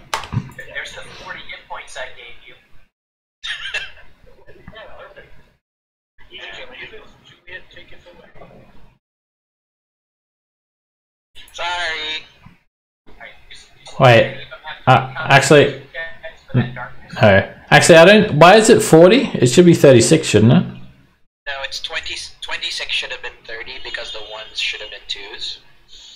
Yeah, so you re-rolled them. That should be an extra. Alright, that's 2 for the first one, 2 for the second one, and then 4 for the third one. That's 8, and then minus 1 because you turned one of them into a 1. So that's 7, and then another 4 from the 5. So, Yeah, so 11. So it's 1, 2, 3, 4, 5, 6. So minus 6 because it's like we'll just not worry about 1s turning into 2s. So the 4 1s and the 2 go away. So that's a total of 6, and then so that's minus 6 plus 12. Oh yes, okay. Yeah, roll 20 wasn't the problem. It was how Julie had calculated it. Yep. All right. And no, it seems to just be a natural ability coming off this creature. Actually, it should be a little bit bigger than that too. It should be like this, but yeah, it doesn't. It's not concentrating on anything. Ivan. Not that you could tell if it is or not, anyway.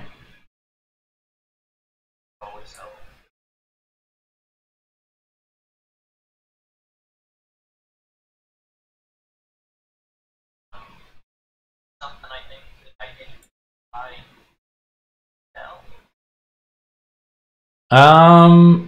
You would have to guess, I would say. If you're not sure if it has done a darkness spell, if it's dispellable, or what's going on. All you literally see is just a big glob of darkness there, with Krusk yelling out that there's things in there, and Corwin yelling out what he sees. You could make an Arcana check to try and recall lore about this Nabasu creature. All right, 23 is good. All right. I read about it last week. All right, these creatures, they actually sort of work as creatures that basically they traverse the multiverse looking for souls to devour, and they're actually experts at infiltration, and they have the ability to naturally sort of create these demonic shadows. It's just a natural feature it has. It's no actual spell, so not dispellable. And these are actual the alkalists now. They have done exactly what they do. They make themselves, mistaken for some sort of foul fungus or fungal growth, and they'll lay in wait. They're actually demons themselves, and when some sort of unsuspecting adventurer will come along, they'll basically try and consume the hapless victim.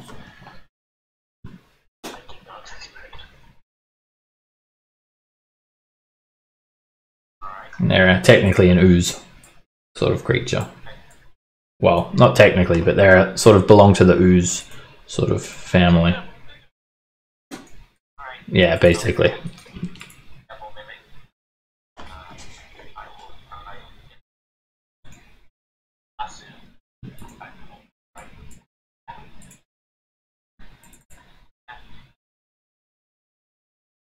Last. 26 hits him for 10 points of damage. Oh, sorry, 9 points of damage. Okay, you push him back 10 feet, and when that happens, the darkness goes with him, and one of the alkalists are revealed.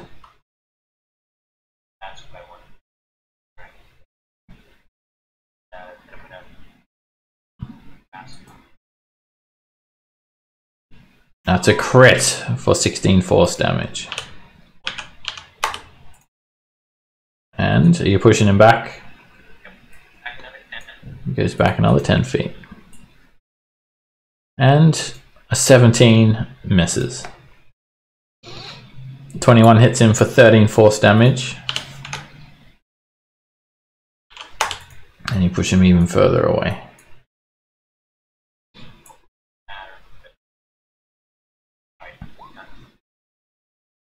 Alright, Mr. Marinloth over here with Rocky.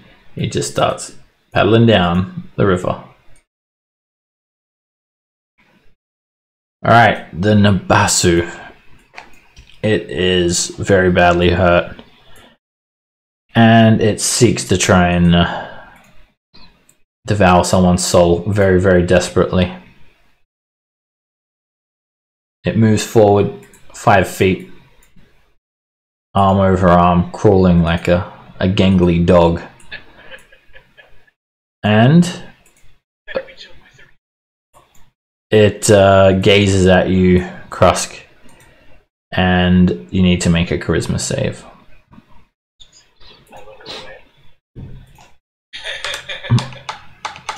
It's not from you seeing it, it's from it seeing you and gazing at you.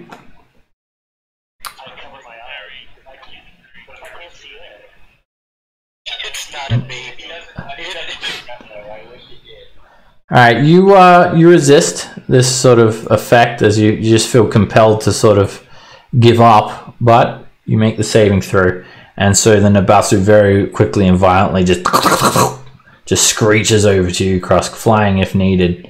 And when it reaches you, you're completely enshrouded in these shadows, and it's going to attack you.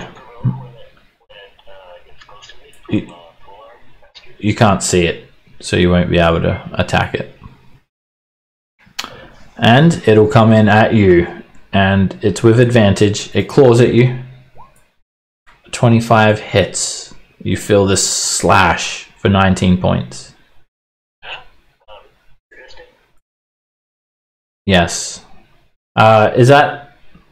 I can't remember. Is that... if it's magic, does it bypass it? I think it's only non-magical, right? Or is it all slashing? I probably should know this because I actually created that item. There's a few abilities that do the same thing. Alright. Alright, yeah, only non-magical. So you take the full 19. And then it tries to bite at you. And that hits.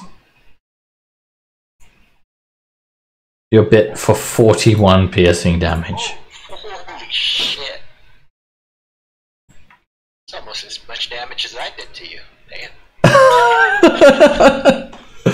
Alright, it ends its turn there. Rocky.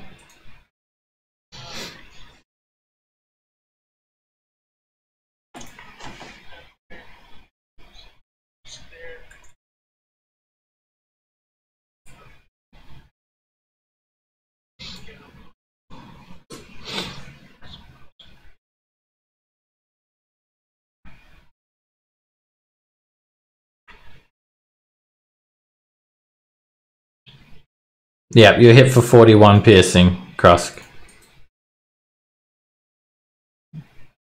That was only, it's only you, is the, yeah, you're the only one next to it.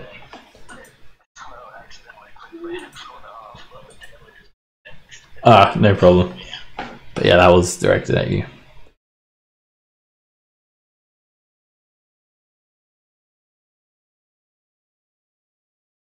Ice Storm. Alright, where are you putting that?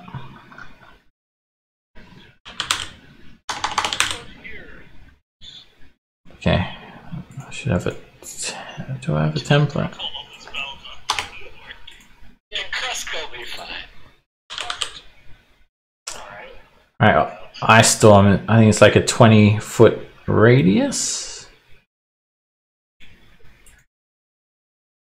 I haven't seen this one for a long time.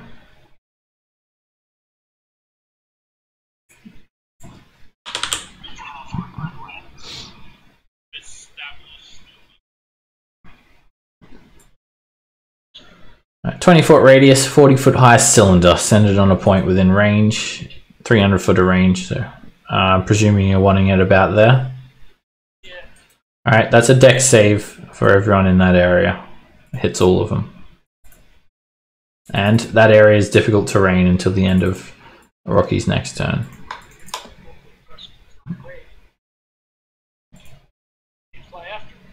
Alright, the Alkalith have advantage. And both of them make the saving throw. The cold does not affect them too badly. They take 3 cold damage and 3 bludgeoning damage each from making the save. Krusk, you are a bit less unfortunate, and you are hit for 19 points in total. The Nabasu will make a dex save with advantage. He fails, and he's hit for 6 cold damage and 7 bludgeoning, 13 points, and he just disappears, and the shadow goes with him. You just see all the darkness just swallowed up and fade away instantly. This Alkalith, on the other hand, it just reaches out to wrap itself around you, Krusk, with tentacles. Miss? Second tentacle. Miss. Third tentacle. Hits. And when it hits you, it just burns. You hit for 12 acid damage. And they just sort of reach up. They look like they've got a decent range about them too. Oh, he rolled really low on that. It could have been way worse. The Marinloth is just like, I ain't getting paid for this. And he just holds up his sword at you, Ivan. No word out of you. I'm glad you guys have a special relationship. Alright, meanwhile, Krusk, the armor is still quite nice. Even after these alkalists have come up, it actually really looks like nice armor and shield and sword. But the tentacles are coming at you. That misses. That one is going to hit. And it splashes you for 15 acid. And that will bring you down unconscious. Alright, you use your ability to remain on 1 hit point. And even though you're being just strangled and dissolved by this acid, you still remain standing against all odds. And the third tentacle comes in. And luckily you just grab it and bite it. And just rip it apart. Can I use a legendary action to throw another fireball at that area? Alright, Krusk. Alright. You hear this faint buzzing sound in your mind coming from these alkalists. You need to make a wisdom save.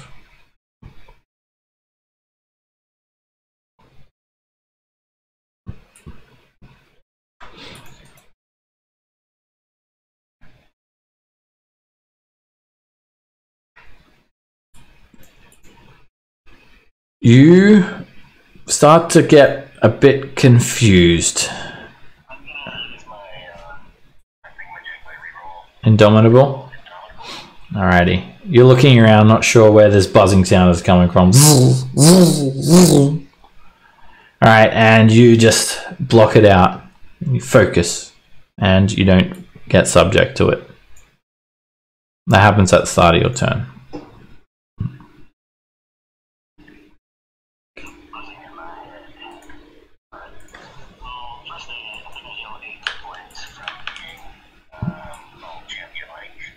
Oh yes, sort of regenerate.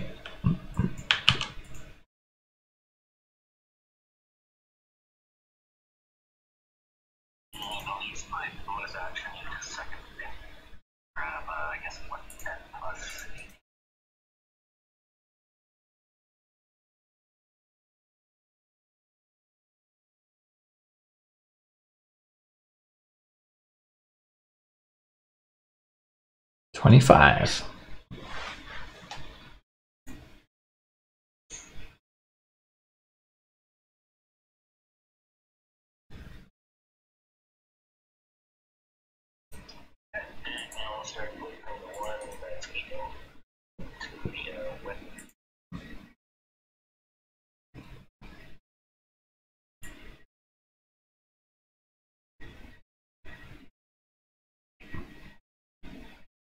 You haplessly swing into the air. And then you find it and you hit it very hard with a crit. 26 slashing damage. It was a feint. Yeah. And that hits for another 17. That hits as well.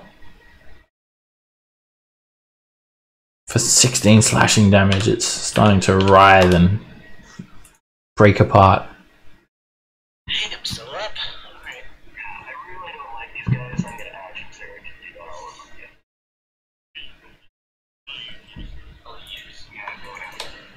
them. You don't you have 4 attacks anyway for being like, oh no, you're not level 20. Never mind. Yeah, you just get Yeah. scepter. 3 plus 1 of the scepter, and then a bonus. Oh yeah, that is 4 attacks. Okay. Alright. Action surge. And it's a crit. You drive that glaive home, and when you hit the alkylith, it just dissolves into a green puddle. Seeps into the ground.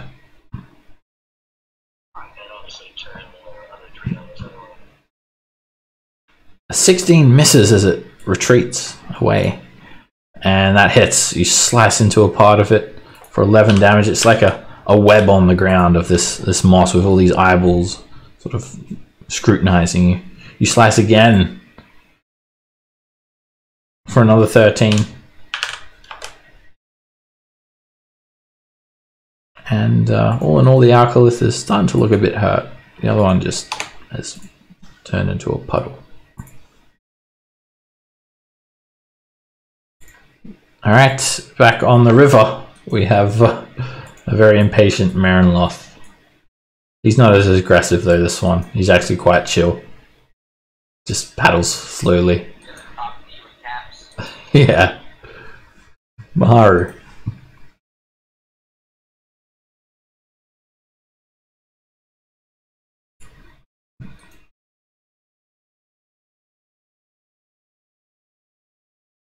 That's all difficult terrain as well.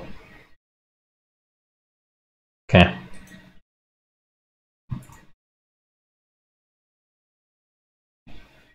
That hits with a 28. Slice him for 12 points.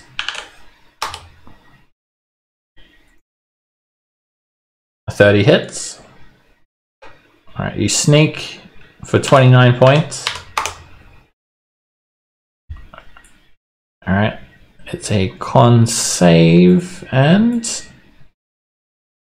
it fails, and the moss just freezes.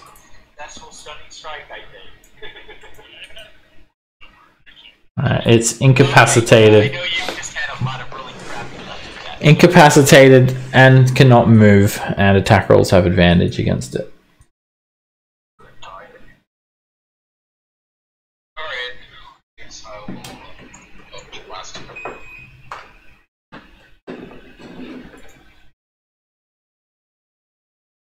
Hit for 12. Crit for 19. Hit for 9. And the fourth beam hits for 16 force damage. There's barely anything left of it. So, Chris, grab that corpse. Let's go. Stop playing with your toys. Wow. My goodness. This Marinloft sort of raises its oar at you, Juliet. You better fireball that area again. I really want to. Auto failed deck save, man. You know you want to. I think you could actually target it so you only just hit the alkylith. You know what? Let's see it. Bring out. Alright, it's actually like Fireball's being corrupted by the 9 hells, so it sounds like really like, hey! I can't. And? Alright, let's do that.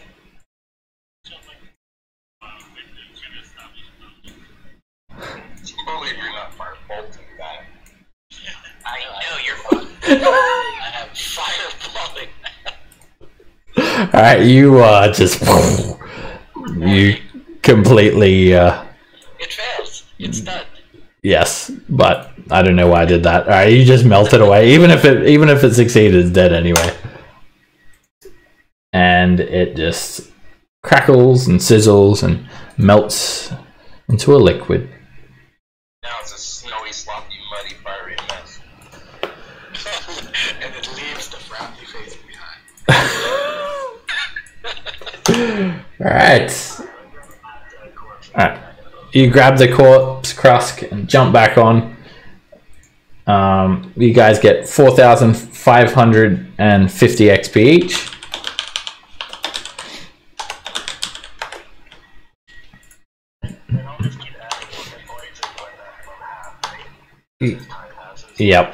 Yep, you'll just keep recovering until you get to halfway. That is a really good ability. Yeah. And you're back on the river. Crust sickle ambush, yeah. A flaming crust sickle ambush, how's that? Man. I don't vote it's not good enough. I vote that the paddlers have to stop.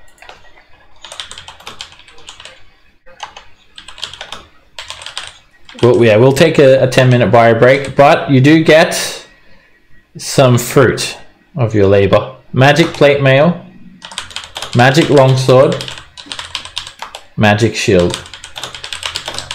I was going. He was a human. He looked like a paladin. He had a holy symbol of Palor, a sunburst pendant. It looks like he's from a different world. And he has a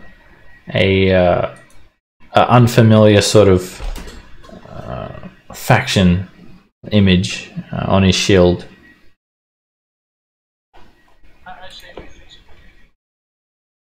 Okay, well, I was going to, I'll use, we've got scrolls of identity. So I was going to use those when we had the chance, but we can wait until we get back. Sure. Actually, before we go on our break, Wow. that's a good one. All right, as you guys actually get to this area, for the next hour you don't have any encounters, and then the hour after that, like you guys you need to rest now, and the Marinloft sort of understand this. You arrive at apparently like the only town that's still intact somewhat. It's called Ribcage. But before we get there, let's take our 10-minute bio break. Grab a drink, and I'll see you guys back soon.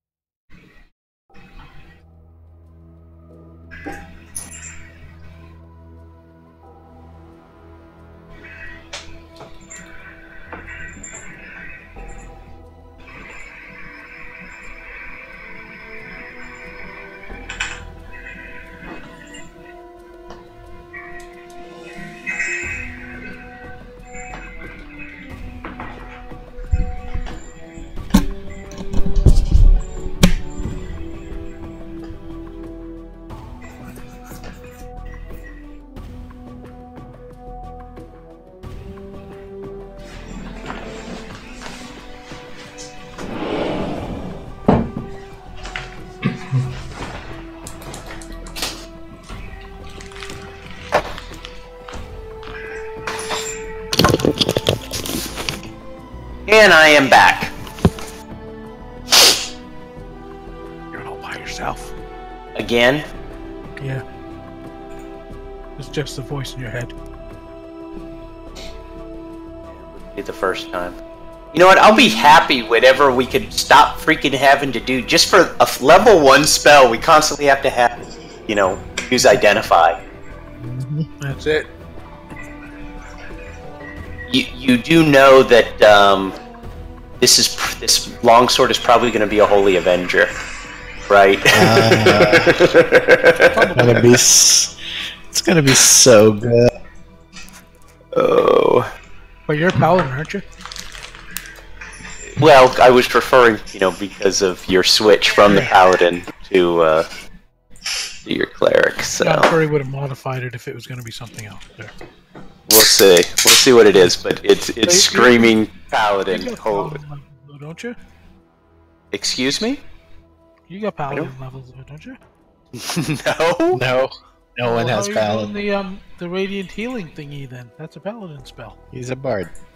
I'm a bard, which They steal allows me things. to steal spells. Oh. I'm a one that I basically stole all the really good healing spell. That's what I do. Oh. Well, maybe I'll have to take 2 levels in paladin then. From my last 2 levels. Alrighty, guys.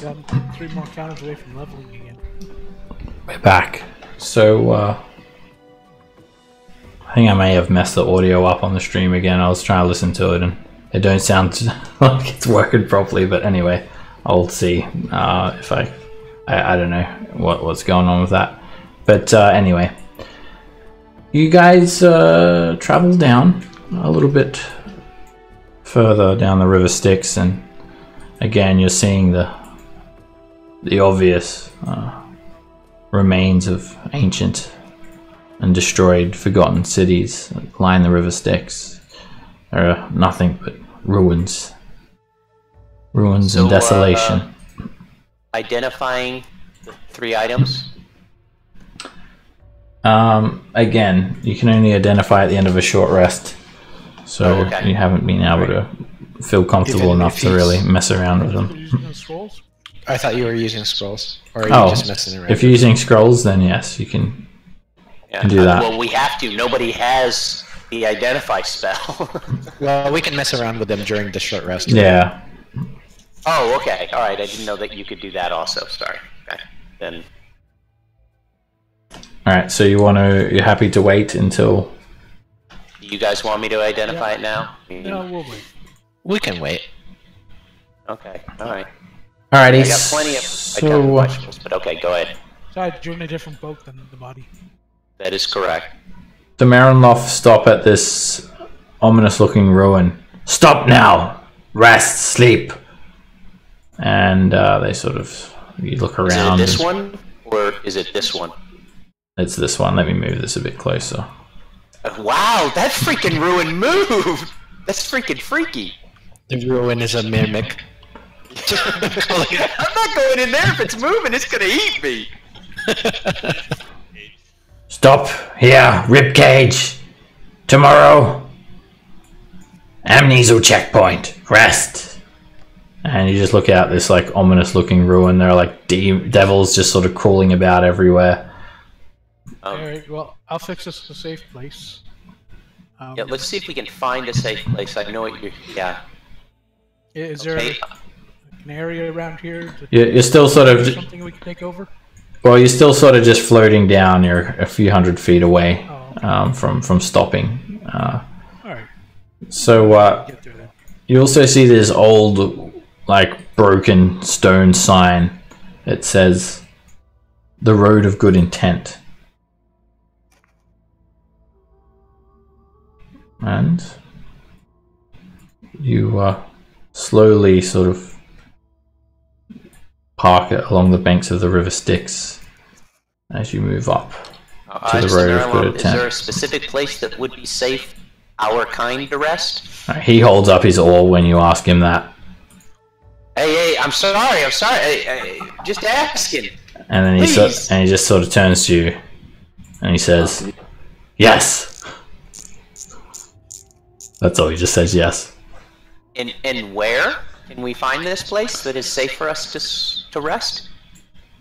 He just ignores that question. You continue down as you seem to be sort of floating towards an obvious stopping point. The pulsating red river seems to be still formed of this pungent mixture of blood and fire. Seems still fairly translucent, and the banks are clearly visible through the haze of the river's contents. Peering over the edge shows you there's no bed to the river still, and your eyes search as far as they can, perceiving with no dissolution. The river seems just as much like a dense red fog as it does a liquid.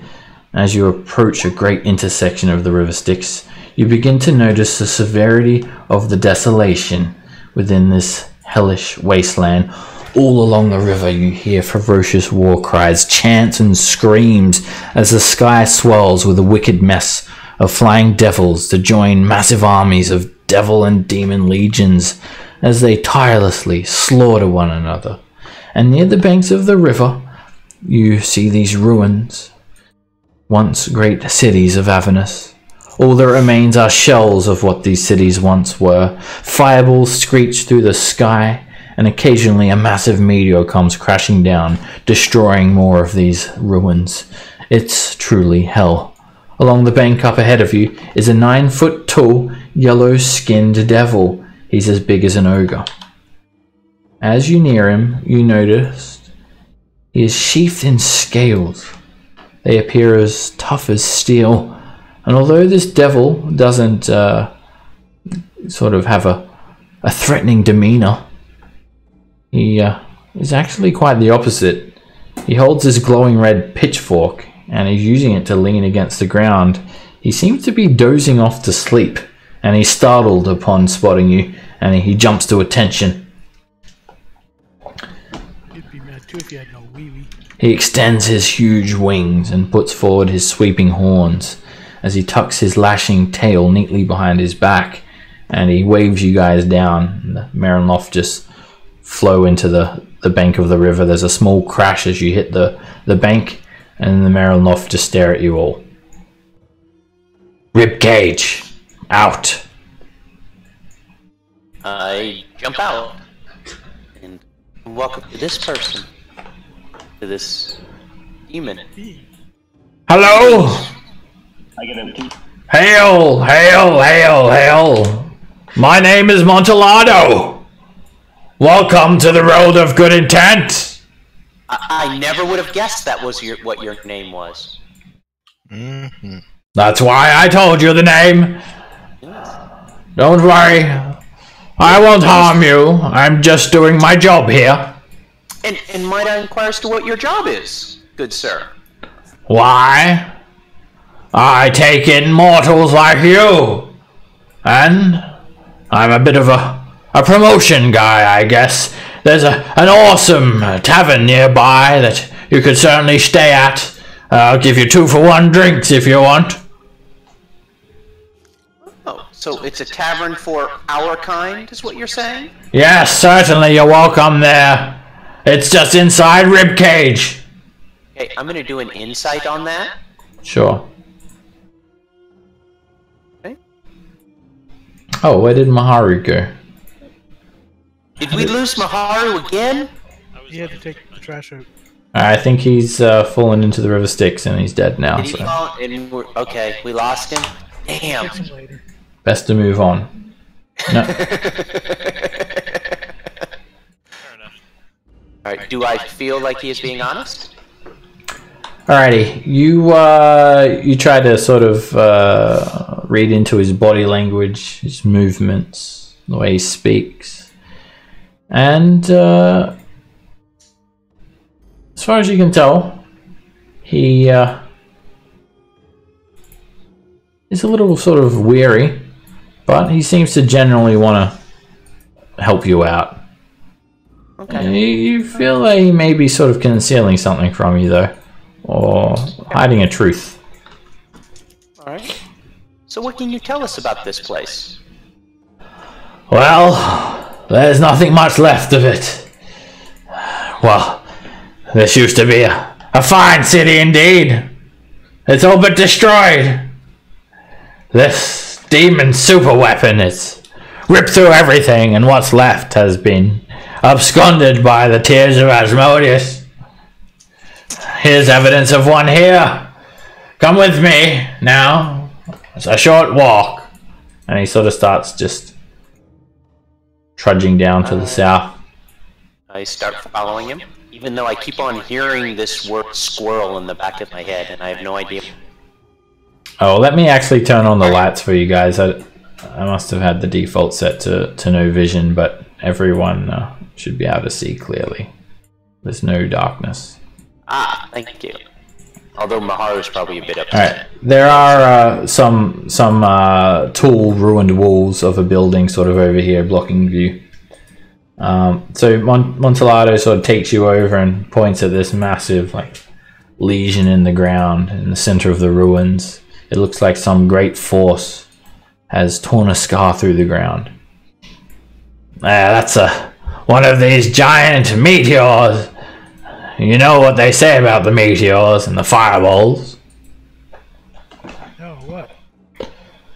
Well, they're the tears of Asmodeus, left over from when he was driven down to create all the 9 layers, all the way down to Nessus. And as he's wept, he has streaked the sky with his tears, and they fall down onto this realm as fireballs.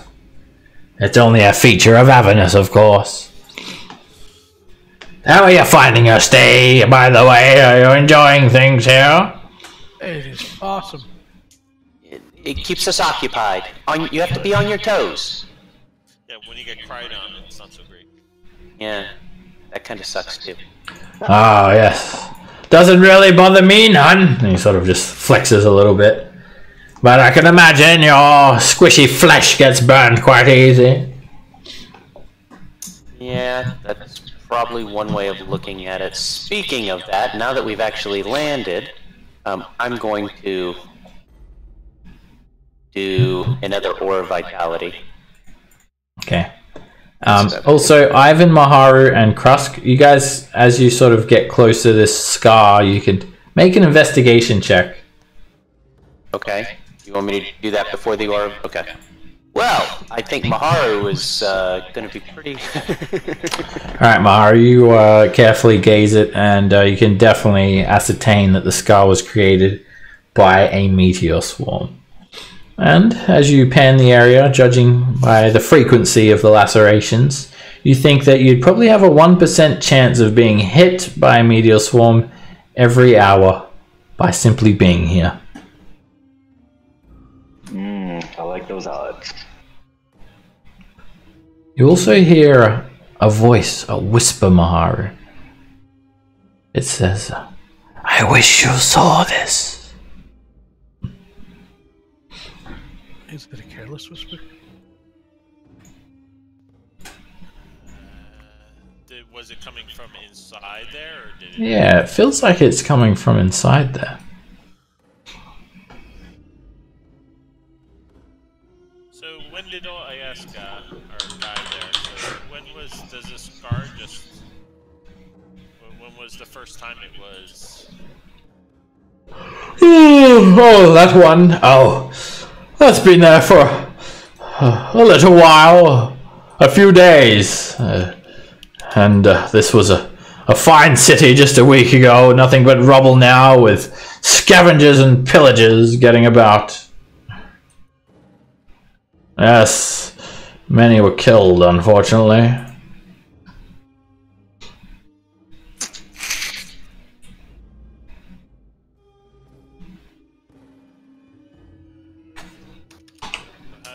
Is this the end right here? Oh, no. It's a little walk from here. I was just showing you this lesion. I thought you might be interested in it. No. A ribcage will be going up this way. You'll find no better deal. Come on now.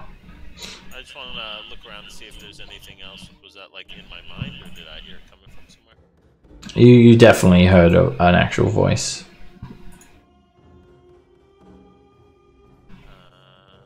Okay.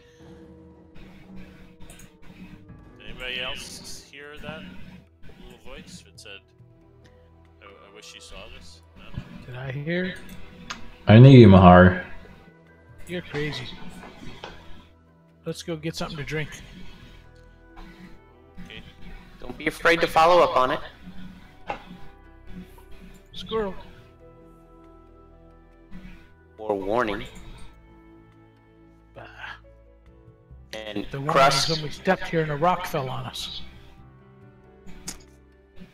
Crust, give yourself 50, and Maharu, give yourself 13. Thanks. Oh, I see. He doesn't like me anymore.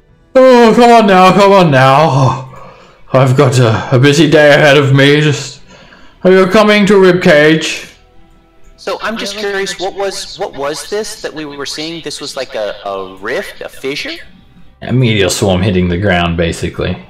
Craters and stuff. Yeah, a massive fissure Okay, massive fissure. created by a meteor swarm hitting the ground. Why? And I'll be asking him. So what is that fissure? What caused that? Caused it? Oh, it's one of those tears of Asmodeus, as I said. Okay.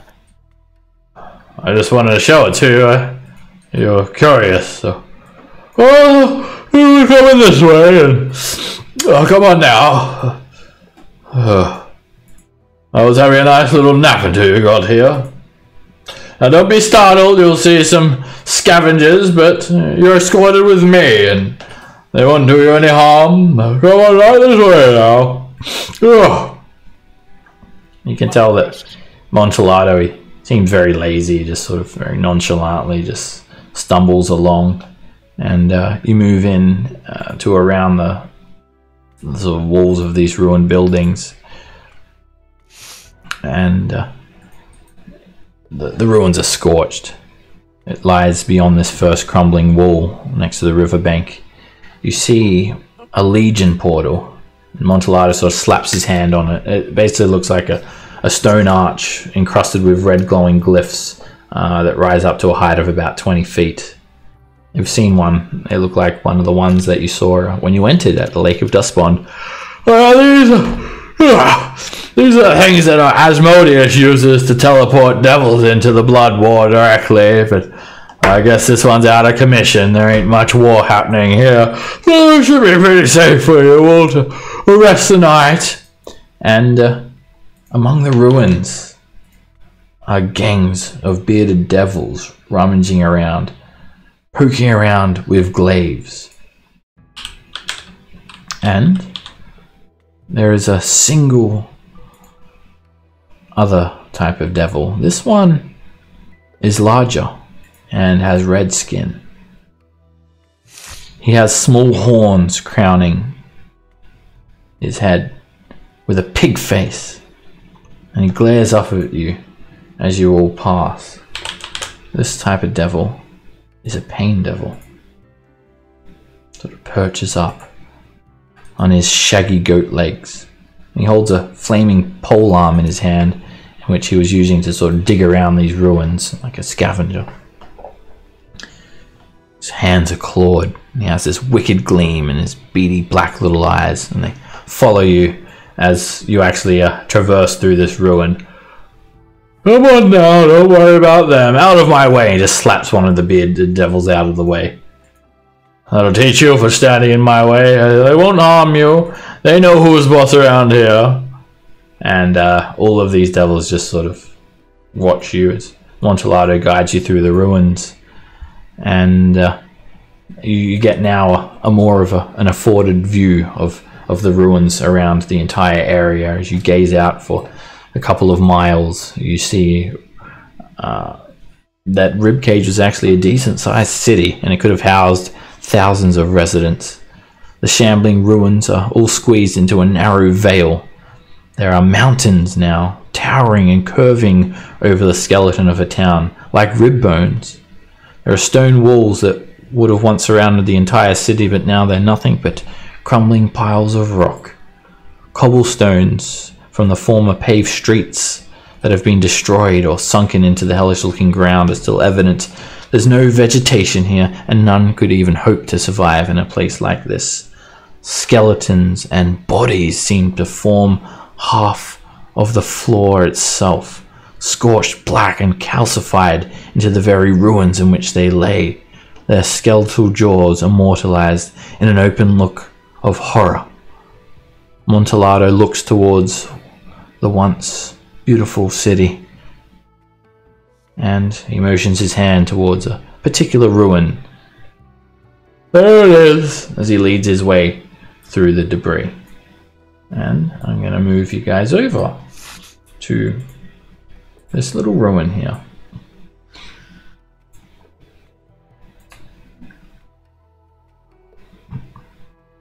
And again, it's illuminated enough for you guys to see clearly.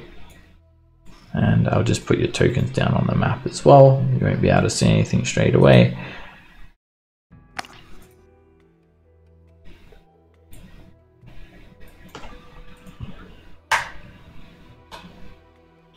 You head into a square of sorts.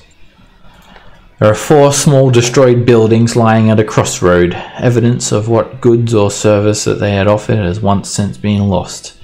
The area looks fairly clean. There are no horrors about, at least. And Montalado leads you to a small wooden trapdoor that lies in one of the ruins.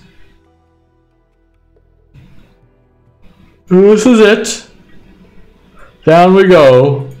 And he sort of taps. Tap to tap tap. Tap tap. And you hear the trapdoor unlock. Well, after you, my guests. Alrighty. And where does this lead, good sir? Well, that's to the bar, indeed. Jabeline will be looking after you from here. You are... Alright, the trapdoor itself seems very well maintained, and it's devoid of any scorch or claw marks, suggesting that it was replaced recently. When it's open, it reveals a stone staircase that turns lazily around to your left into the tap room of a tavern. You can almost feel the calming ambience wash over you as you move down into the tap room. A veil of comfort befalls you. And I'm going to move you guys down. Montalado just sort of waves. You'll be safe here. Oh, I got to get back to my post. I was quite busy there. Yes, you were. You were a very good worker, and you're good at your job. Yes. Good day, good luck. Heading down. Yeah. I was going to ask him, so just curious, are there any other mortals here, or are we the only... You'll see, and then he just slams the trapdoor. Okay.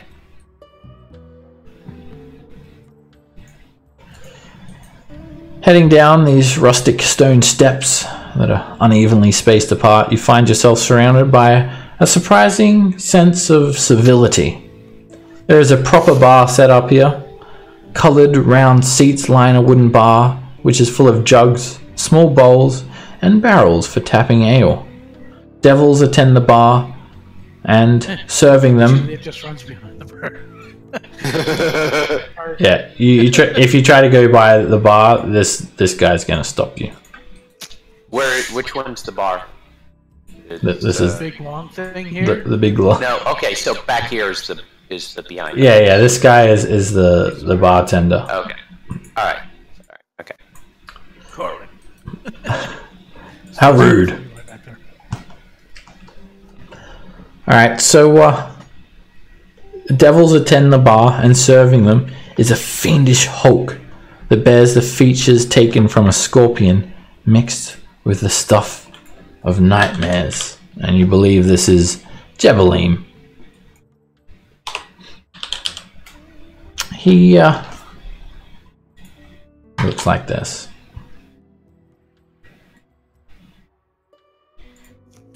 Or It's a big toothbrush. like this.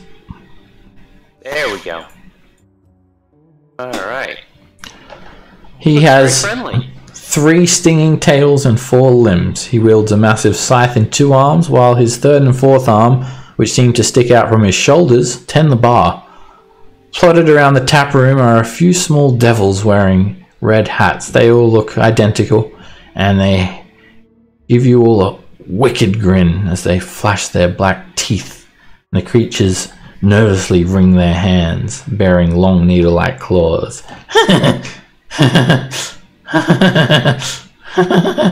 That's these purplish-skinned creatures. They look like this. Alright. Okay. A bearded devil also sits himself at the end of the bar, but when you guys enter, he doesn't seem to be too fond of your presence. He grunts loudly in disgust, spits on the ground, No, I can't stand your stench either. and he proceeds for the exit. I walk on my wings at him. Woo, free seat. Jebelim looks at you all. Welcome. Welcome to Ribcage. Hey, how may I help you? I think we need a room for the night. And we'll probably be imbibing some beverages. Room? No room. Is there a place to safely rest around here? He points into the corner. You want to sleep? You sleep there. Okay. And what type of drinks do you serve? No drinks for you. The only thing your kind can eat is fire fungus. Okay, so You want? Sure. I'll try some. Sounds good. Alright, and you guys have a strange feeling. None of you have felt sort of the craving sensation of hunger the entire time you've been here. Well, not in the typical sense. You're definitely hungry, but you don't crave your favorite foods. And just the sight of those good berries, Maharu, they make you want to vomit. They don't seem appetizing to you whatsoever. And you eat one, and it doesn't give you the same nourishment that you'd expect. It'll heal you 1 hit point, but you find yourself starving. Still starving. Jebeline sort of smiles. What's the matter? Lost your appetite? yes. I think you know something we don't. Do you have any gah? Right, as you're sitting there as well, Crust, next to this little devil, he's just looking at you with this grin.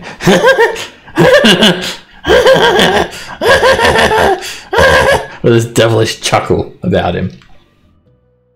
Hello? I just look at him. Giggles some more. And then Jebeline continues. Yeah, I've seen it before. Your kind come here. You can't eat anything, any of your foods, and any of our foods. There's only one thing for you. Fire fungus. And he gets this jar, and there is this strange plant that seems to wiggle on its own. You can only find it in patches of ground that have been blessed by Asmodeus's tears. And he sort of takes out this weird, looks like a little mini red tentacle, and it's like wiggling around like an octopus tentacle. And he sort of places it down, and it just wiggles around. It's bright red and just wiggles around on the bar. Hungry? Yep. 500 each. I take gold or jewelry.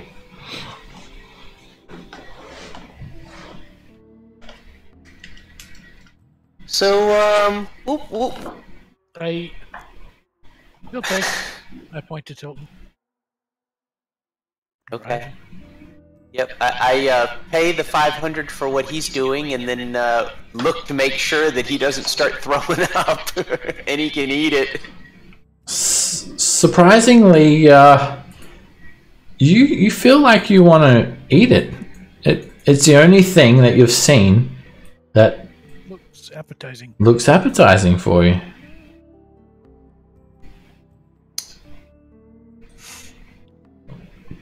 It's like poutine with placenta instead of gravy. Have some. 6 fire fungus then? Yep, a total of 6. We'll take 5 more. Alright. I'm not eating it. Okay, then we'll take 4 more. Alright, anyone who doesn't eat it, you're going to be very hungry, and you'll need to make a constitution save. Yeah, I'll go ahead and eat one as well, I guess. Alright, you eat it, and you like sort of, it's got this rubbery texture, and you sort of take off a chunk of it, and it's just like still squirming in your hand, but it just tastes like fire, basically, if fire had a taste. And perfect. It's very spicy, but it seems to be okay to eat, and it does sate your hunger. It's a spicy. Meanwhile, I'm gonna tell him that I'm surprised. I'm pleasantly surprised. Thank you. Yes, yes. See? I have good hospitality. You do, my friend. Unbelievably so. You tell all your friends. You tell all your friends about Ribcage. We will be. Is there anything else that Ribcage that you would recommend about Ribcage that we can experience, and then so we can tell our friends so you can get some more business? Well, there is. And then he gets interrupted by one of these little devils who slams his fists on the bench. Where's my steak? Where's my steak? Where's my steak? Oh, yeah, sorry, 1 second. I forgot something. I have to cook up this steak for him. And he goes back like behind the bar, and you can see like a kitchen with like an actual stove and proper looking food, and he's just like working his 4 arms at once to prepare some meal. Immediately the little purple devil sort of just this one here that was sort of just minding his own business facing the wall sort of just does like a 90-degree shift on his seat. He's just staring at you, Corwin. Hello? I grin back at him like the Cheshire Cat.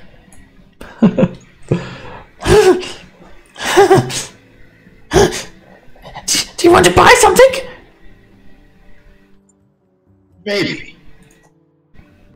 What are you selling? In his hand, with a puff of smoke, appears a little piece of parchment. All the while he's still grinning, baring his teeth at you. This one! A writ of transit! You can skip the checkpoint! Skip the checkpoint! Look! 500! Skip checkpoint! Amnesu! Get very handsy! They touch you everywhere! Everywhere! You can skip! I like what you're selling. You want to buy 500? I think you want to give it to me, right? Because I subtly cast suggestion. Alrighty. And I wanted to do an insight on that. What he was saying. Alright, he makes... yep, you can make an insight check. And you can also make me a history check, Ivan.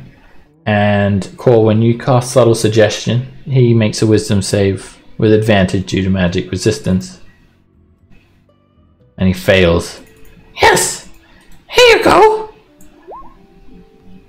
Thank you very much. I'm glad that you've made the right decision. Alright, you... I'm sure you're going to continue to believe you've made the right decision for quite some time. He just hands this little manuscript to you, Corwin, and it's written in Infernal. It basically says you present this to any amnesia and you can You can skip basically the process of them checking all your stuff. You can skip the checkpoint basically. And meanwhile, Ivan, you feel like he's concealing something from you. Definitely hiding something. Okay. Regarding this writ, right? Yep. Okay. The other devils, though, they see him hand this over and they jump off their seat. No! You didn't pay! You didn't pay! Must pay! Must pay! And they start sort of free. moving at you. Never! Never can be free! What you did to him? Cannot! Make a deception check, Corwin. And just curious, what did my history? You were just trying to know if, like, you know anything about this script, but you don't recall anything. Okay. This, like, writ of transit. Yeah. Oh, man. Oh, that's hilarious. They scrutinize you. And then they turn to the other devil, and he sort of looks strange at all of you. His eyes have glazed over as he's not really sure what's just happened. And all right, he sort of just looks around, and they look at him. What have you done? What did you do? What did you do to him? You give him free! You cannot do that! And all right, Corwin, I need you to make an intelligence save.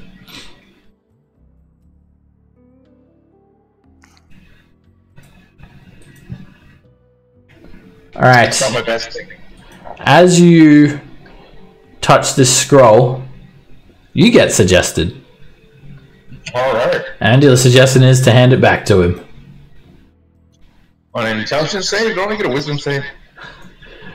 You grab one of his corrupted scrolls. And I'm giving it back. You hand it back to him. This devil, though, the one that handed it to you for free, looks all of a sudden very embarrassed, and he casts Teleport, 7th level spell, and then he just vanishes. Pfft. No more hokey! No more hokey! And then two of them sort of go back to resume their seats, but one of them's still looking at you, Corwin. Do you have one of those to sell? He, Something's... I'll put my hand on Corwin's shoulder and... Something's off with those things. I think they're going to come with a price. So, just... need to be very careful. This devil looks at you, Corwin. So, you want free? Nothing free! Nothing free in Avernus! Avernus, everyone must follow rules! Rules! Rules! Okay, I'll buy it. Do you have one for sale? No! Quick! I give you a hint. Special hint? And he looks around quite nervously. Must be quick! 2,500 gold pieces, put it in my pocket here, and I tell you, quickly. For a hint? Quick! Must be quick! And he seems to be, like, peering over at, like, into the kitchen. Yeah, I'm gonna go ahead and I'm gonna give him that. I put 2,500 in his pocket as he requests. Alrighty, you give him the 2,500 gold, and then pff, another little manuscript appears in your hand, Corwin, and it has a single sentence in it. Sorry, 2 sentences in it. And then the devil just quickly, like, turns back away, shifts like 180 degrees away from you, Corwin, just as Jebeline comes back in. And pick that up with Mage Hand and stop touching it. Alrighty. Read it. Alright. You sort of head in, and you've just got this in your hand, and Jebeline sees it as he sort of goes and gives the stakes to the other devils. What's that?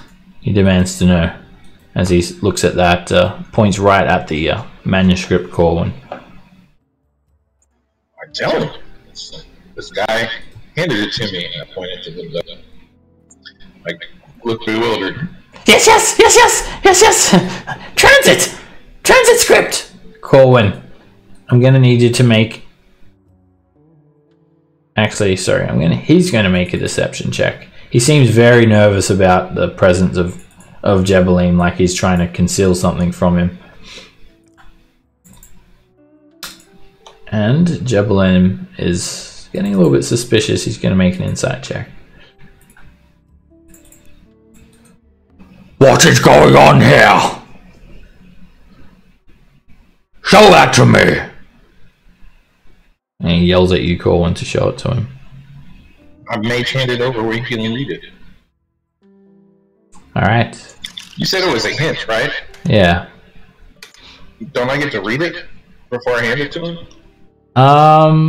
You can. But, like, you've, like, had it appear in your hand, and then he walked out, and then you mage hand it sort of away from you or up in the air, and then he's seen it. I still want to touch it. I don't want him to read it, though. So. Alright, Two sentences like true of a sight reading, right?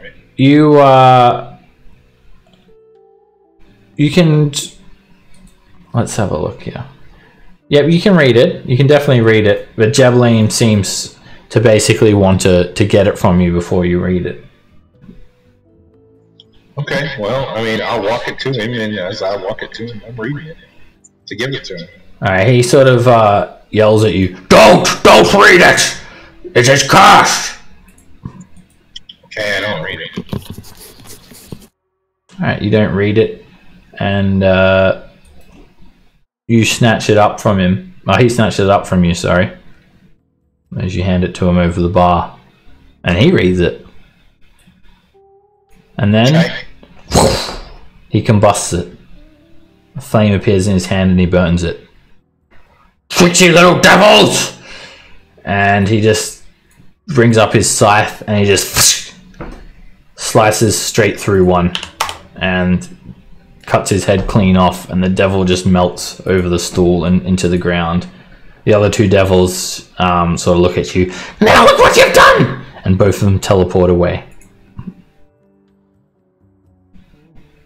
Using the 7th level spell teleport. I just saved you from a curse, a terrible curse that I'd put on you. You touch those scrolls and you read them. Then, you'll be cursed forever in this realm. Well, we wouldn't want that. That doesn't sound good. Well, thank you then. It's all part of my hospitality. I'm gonna insight that. Go for it. I think that he is. We know they're hiding something, so that's what I'm. Alright, from what you could tell from that situation, Ivan, and I'm going to get you to pair that with an investigation check. Okay.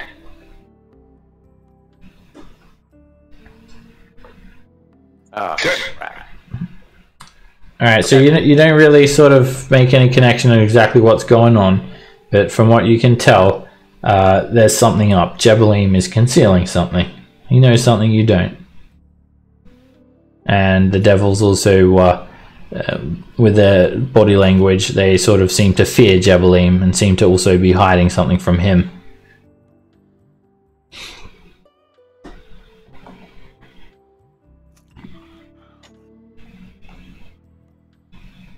Well, looks like I've freed up some room for you all, so if you want to sleep, just sleep in that corner.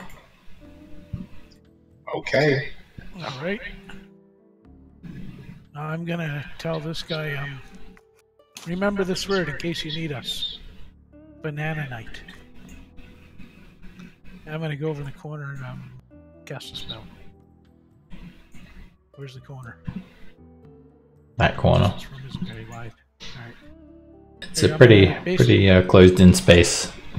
There you go. I'm gonna take up enough room for all of us to fit comfortably down here. And, yeah. between shifts. Alright, he sees you casting a spell and he doesn't like that. As soon as you lay out your ritual, he yells at you, "What are you doing?" I'm just making this safe for us. That's why I gave you the password, so you can come to us without harm. No! No spells in my bar! But the devil's already cast spells So, over.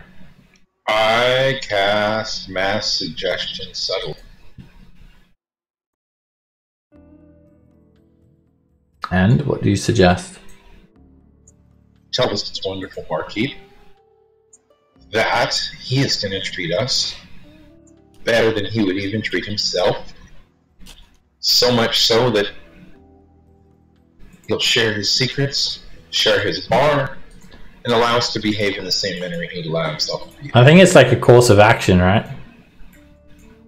Course, it has to be a course of activity limited to a sentence or two. Okay, well, that's what you're going to treat us, like 2 sentences. You're going to treat us in a manner that you would treat yourself or better. And the second sentence is, and share all your wonderful secrets with us like you shared them with yourself. Okay. Basically, I'm just trying to modify his behavior. I'm Alright. suggesting you treat us wonderfully. Alrighty. Your DC? 23. Alright, he makes a wisdom save with advantage. And suddenly his eyes glaze over. Yes, you can certainly stay here. You can certainly cast your spell here.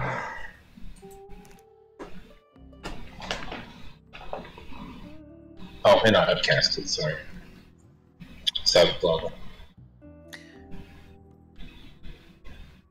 So, can we drink here? No, you cannot drink here. Oh, why not? It will do nothing for your kind. Only fire fungus. Well, that sucks. I was really looking forward to getting drunk tonight. So I pull up to the bar, and I whip out some gold coins. I say, tell me your best secrets. What have you been withholding from us? Oh, kind and wonderful sir. His cousin and his uncle are the same person. That's scary. My best secret? Why? That I owe a favor to a rocker. That is my most valuable secret, yes. My best secret. Okay. Any of those concerning us? Why? I don't know. Are you going to Tiamat's lair? Did you ask us if we're going to TMS lair? I didn't hear you. Yeah. I believe we are. Wow. A little secret between you and me is back when Araka was training, he got into some real trouble during a sparring match with the Blue Abishai. The Blue Abishai had him down and out, and I intervened a little bit. I saved his tail. I cast one of my spells, and why, I imbued the Blue Abishai's supper with some poison, and that caused Araka to become successful. Araka knew I did this, and ever since this time, he's owed me a favor. If you tell him that Jebelim sent you, why, surely he'd pass the favor on and repay it. And when he tells you that best secret, the suggestion spell wears off. Really? He completed the course of action. He treated you nicely, and he told you his best secret. I said plural, but anyway. It's supposed to last for 24 hours. That's... Let me check if it wears off. Second level, I think we're off, but that's why I hit 6th level, because I wanted to treat me nicely for the whole time I'm sleeping. Oh no, sorry. It's a little bit different with mass suggestion. Yeah, it can continue for the entire duration.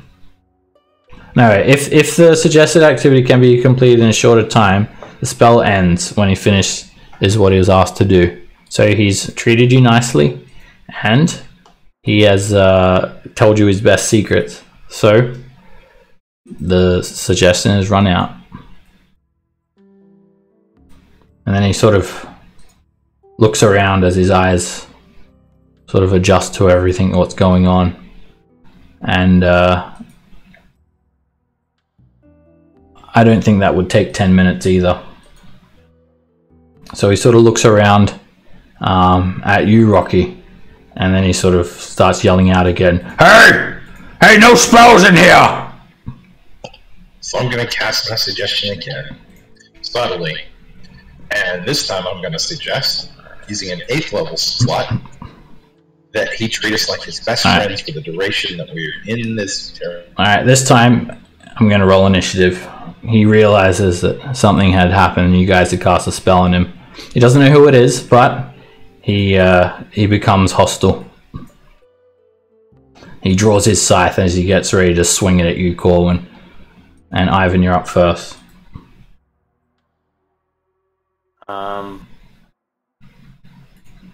I do nothing. Okay. So, okay, I do nothing. Alright. Rocky. Alright, I'll stop casting then if he's not opposed to it.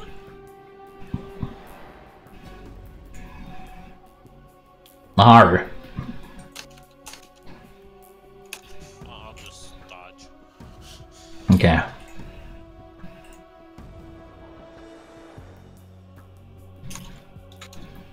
Juliet.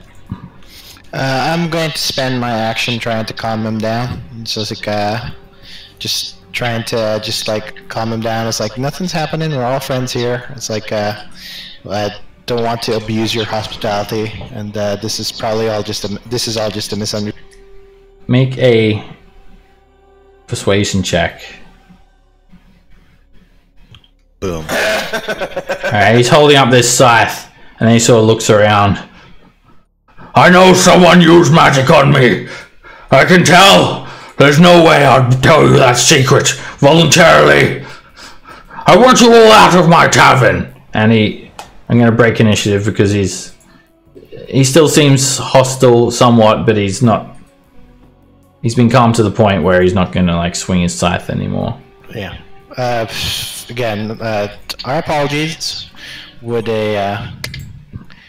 I'm just looking at our money bags over here. Would, you can do your suggestion now if you wanted, Corwin. If you still wanted to. Yeah, I mean, that was my course of action. I was next up in line. That's what I was doing. Alright, how do you want to word it this time?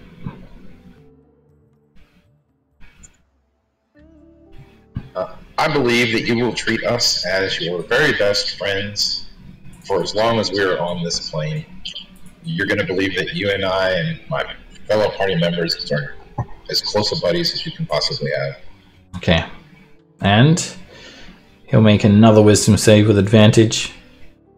And he looks around. And he raises his arms up towards you, Corwin. And he dives over the bar and hugs you. I'm sorry, buddy. I was hungry, and those are the devils that are mean to me. You cast all the spells you want.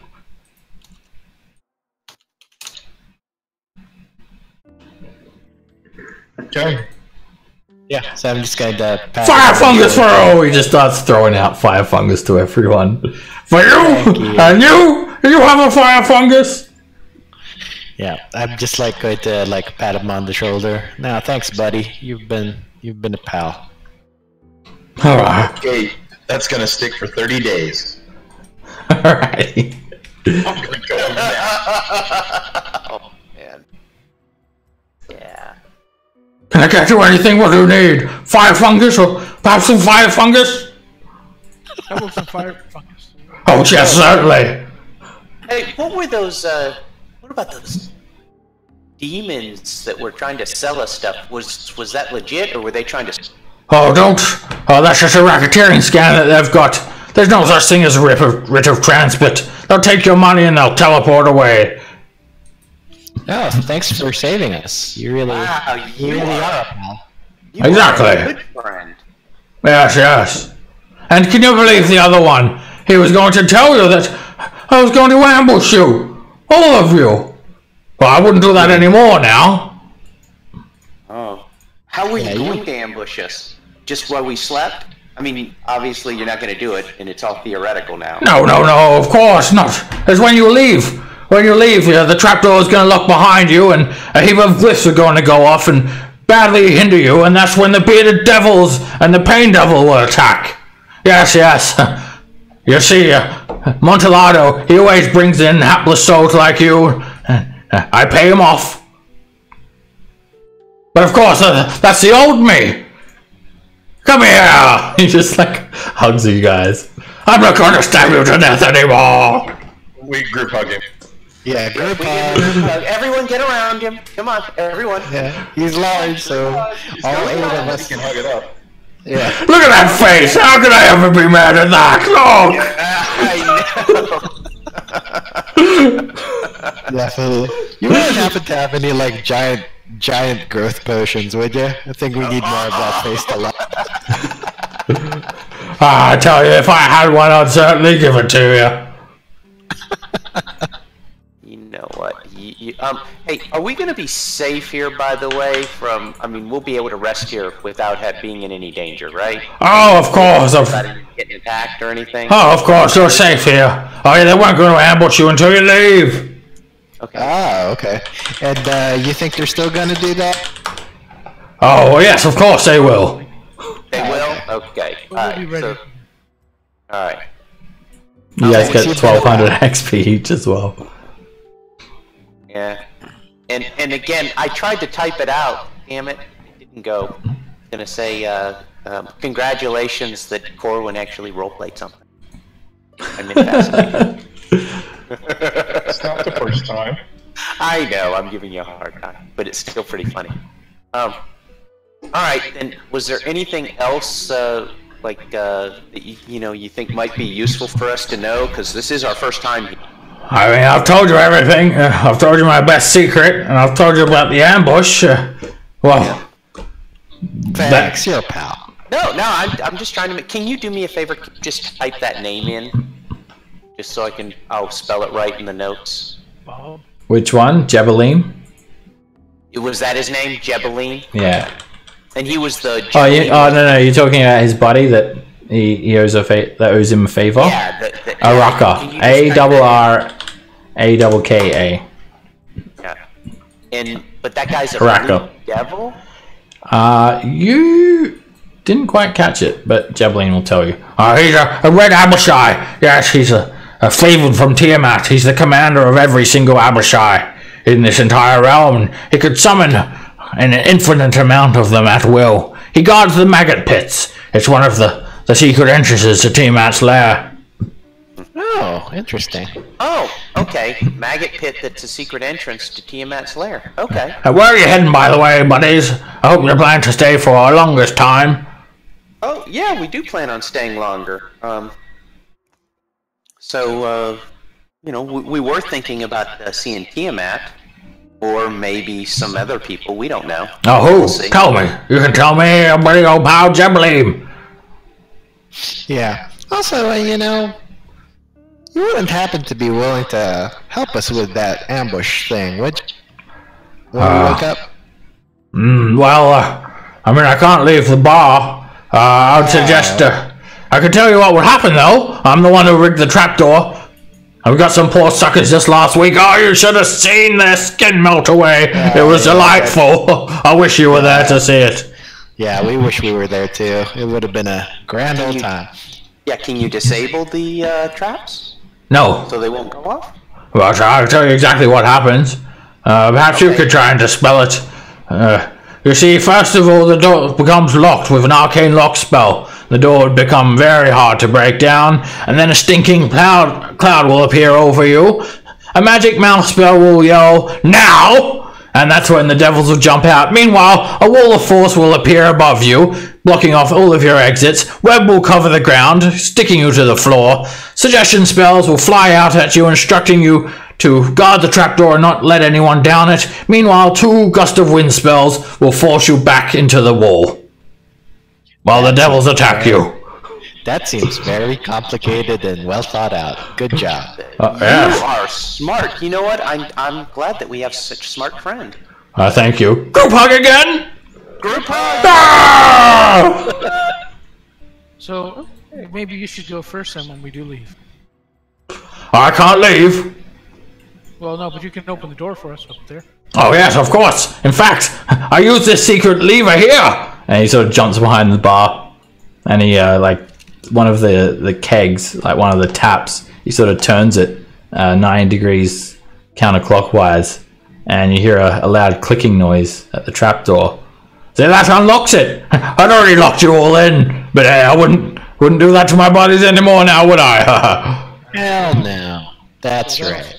Stop the glyph in the stinky cloud, maybe, because we don't break it open. Well, no, it'll stop the trapdoor, but yes, those spells, now that you've touched one of those writs of transit, that's sort of the trigger, basically. Yes, it's definitely going to go off if any of you have touched that writ. Oh, nobody touched the writ, did we? No, yes. Oh, yeah. Yep. Yeah, we did. Yeah, that was the one that was passed around and shit. So, yeah. Yes. Oh, and by the way, those devils, they were trying to rat me out on that little ambush.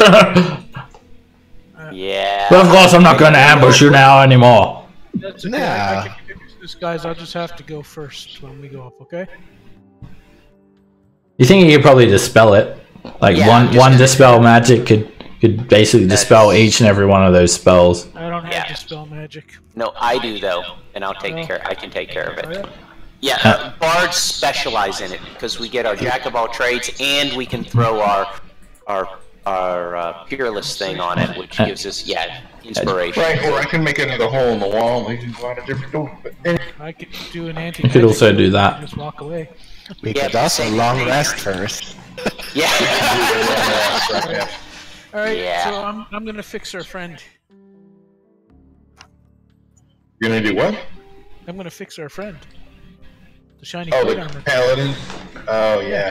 Alright, do you want to identify the items? We're gonna identify this. We'll identify it. Alright, it's a +3 shield, Okay. +3 plate mail, Wow. and a +4 longsword. I'm sorry. Can you say that again? +4 longsword. Holy crap! Wow. Goes Okay. over 3. Alright. It's all the way from 2nd edition. It's been here that long. That's it. Okay, Alright. so If you fix our friend, he might not be, happy about us and go with us. Oh, Yeah, you he never know might when he not wants to be come happy. back. Sometimes Alright. he wants to come back or not.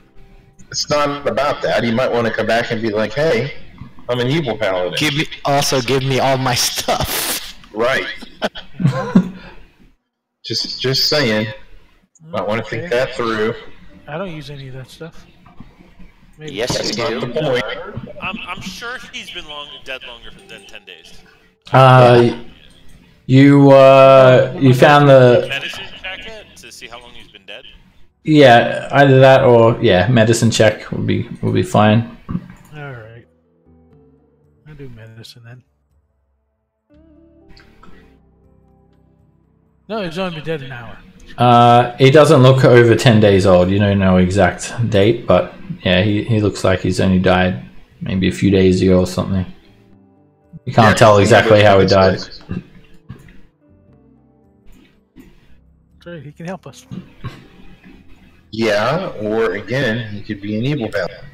In which And case, then No, we don't know what the holy symbol was, right? Paylor was what you said? Yes. Well, it looks We have no idea, and we have no idea who that is. actually, it looks like a strange deity. You don't know. You don't know who it is. talk to him first. man, my voters are just dead. But whatever.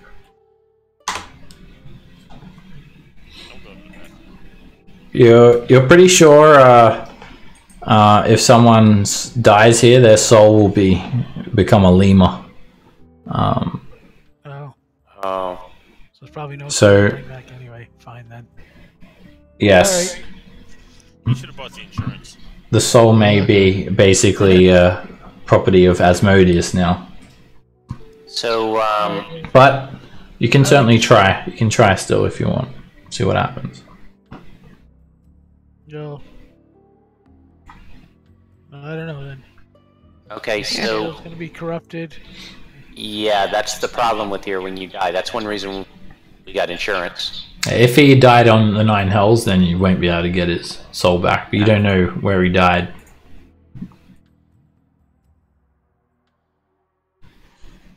You know what? My conscience says I gotta do it anyway. Yeah, go for it. Well, why don't you wait till we have our rest and then do it, so we don't spend our time trying to sleep with a new guy. Well, because he'll lose a 5th level spell slot. And before we go to bed, you want to do Hero's Feast? No, I don't have. Do we have the stuff for it? Okay. Buddies, pals! Tell me, where you headed, by the way? You never told me! Come on! Where you going? We're on a walk we're rest just- order. Yeah, we're just heading. Yes. That, We're just heading down the river. See Yeah. the site. You heading to T-Mat's lair? No, we didn't Nope. say that. We're heading after there was Gith Yankee and Gith Sarai that were working together. Yeah, they'll be heading to T-Mat's lair. Them Gith, they're good buddies of T-Mat and the Red Dragons and all that. Oh, really? Come on, you can tell your buddy. Perhaps I've got some more information that can help you. Come on. Real quick, what's the name of the person that we're going after? Zariel. Zario. Yeah. I was actually thinking like this is our first time here in the how many hells is this? 9, I think. We kind of wanted to see like that's me like pretending I didn't know how many. It was like how many hells? 9, right? We were just like you can see us. We're just wandering around. You can see we're clearly rubes that don't know what we're doing. So. What, are you heading to Dis then? Hmm?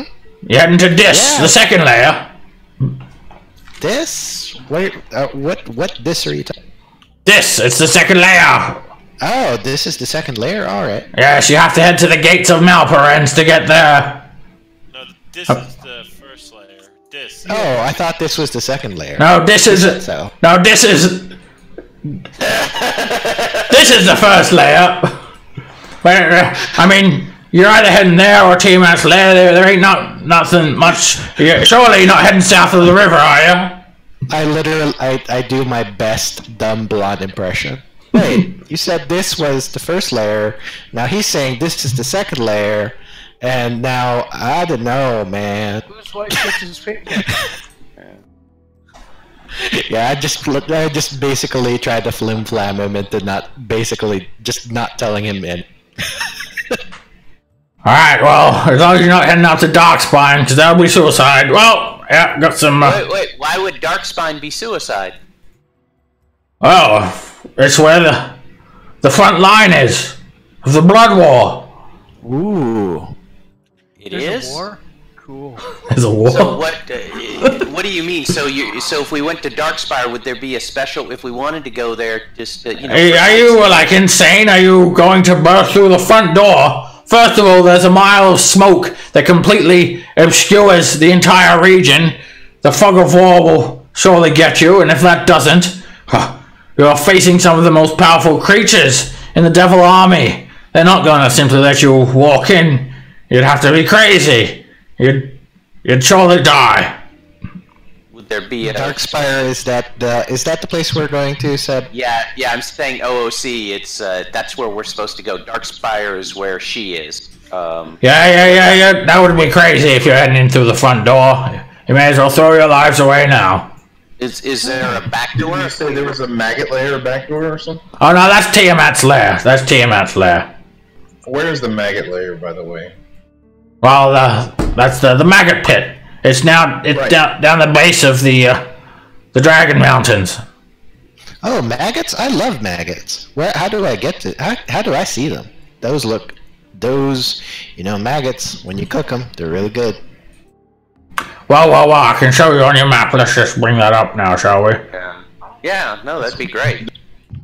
Just looking at all them white bodies wriggling around. Sounds good. Sexy.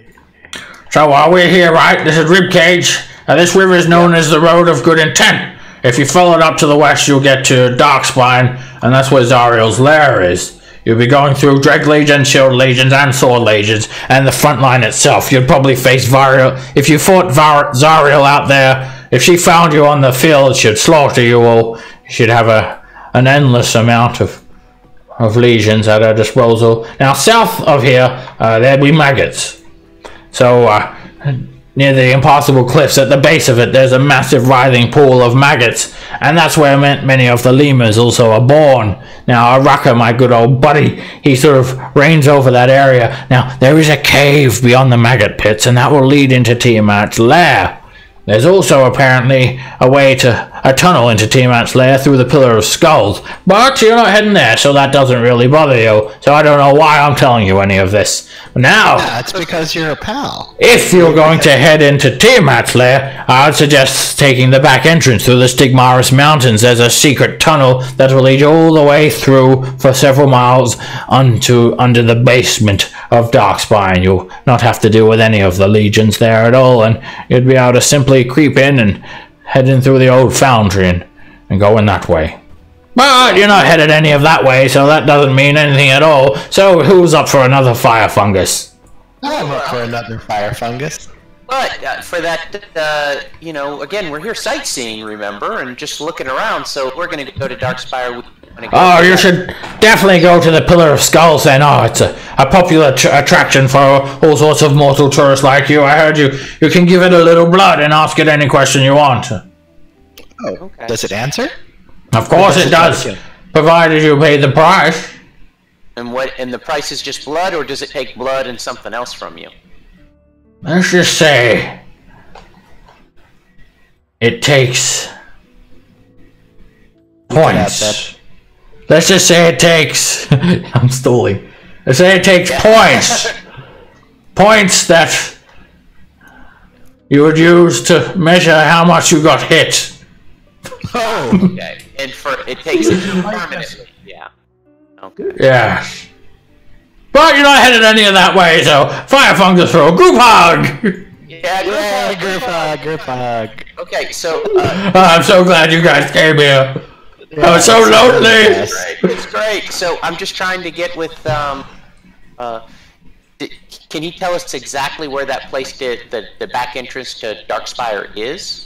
Yeah, not that we're going there, but... Just in case we decide to go around. Oh, of course. Only top-ranking devils like me would know this secret entrance. Yeah, and what about with the Merilith? If we want to change, because right now they're just taking us around. If we want to change, do you have to repay them to go someplace else? Yes. Or can you just... Yes, you'll have to pay them again.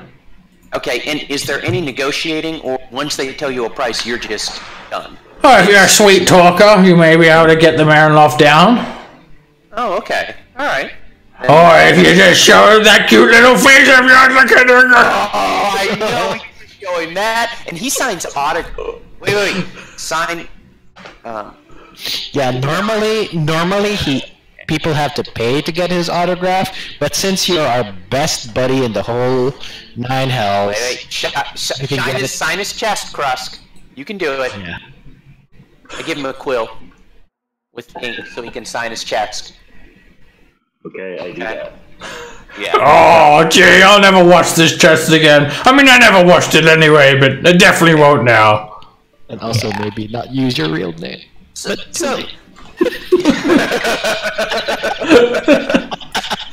I ask him, who is probably tougher, Tiamat or Zahar, or whatever her name is? Oh, that's definitely Tiamat. There's been some really... Oh, yes. There's been a whole lot of commotion around that area from what I heard. some new arrivals. She's got some guests at the moment or something like that. Okay. Alright. And does Zahara, does she have, I mean, you know... Zariel. Does she have any weaknesses at all? Like, do you know, is she immune to fire, do you know? Or is she like, what's she do? She is ruthless. She's a military commander. She uses a flaming whip and a sword, and she probably has at least a dozen devils with her at all times out on the battlefield when she's not attending to this new super weapon that these demons have brought in. But yes, no weaknesses. Yes, she'd probably slaughter each and every one of you on sight. You're probably right. But yes, Tiamat. I mean, she's not exactly a god like Tiamat. You see, Tiamat, she's an actual god.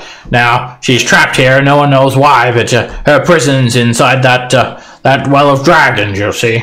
Yeah, it's a good thing we're not fighting either of those. I know, it's a very good thing, because we wouldn't be able to be friends anymore. Exactly. Yeah, because we'd be dead. We would be. That's right.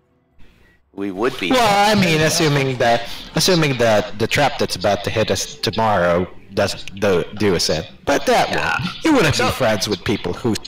That's So, is there a way, you know what, because your hospitality is so great here, maybe there's a way we could set something up that we could, like, teleport back in here? If we ever wanted to? Well, that's the thing. We're gonna have to ask Asmodeus for permission. He's the only one that allows people to teleport around. Otherwise, people will be teleporting in all sorts of places. Of course, there's the if you're a devil, then you can use the Legion portals. And I'm not sure how the demons do it, but they seem to be able to just teleport wherever they are. But they've got Orcus and all that sort of backing them up, so I wouldn't put it past them. Right. How do the Legion portals work? Oh, well, you'll get designated your rank, and then you'll report, usually to Araka or to Zariel herself, and then, or Belle, of course, her commander, and then you'll be teleported to your appropriate station, but, of course, you'd have to be a devil, and... Oh, okay, yeah, so we're not devils, so...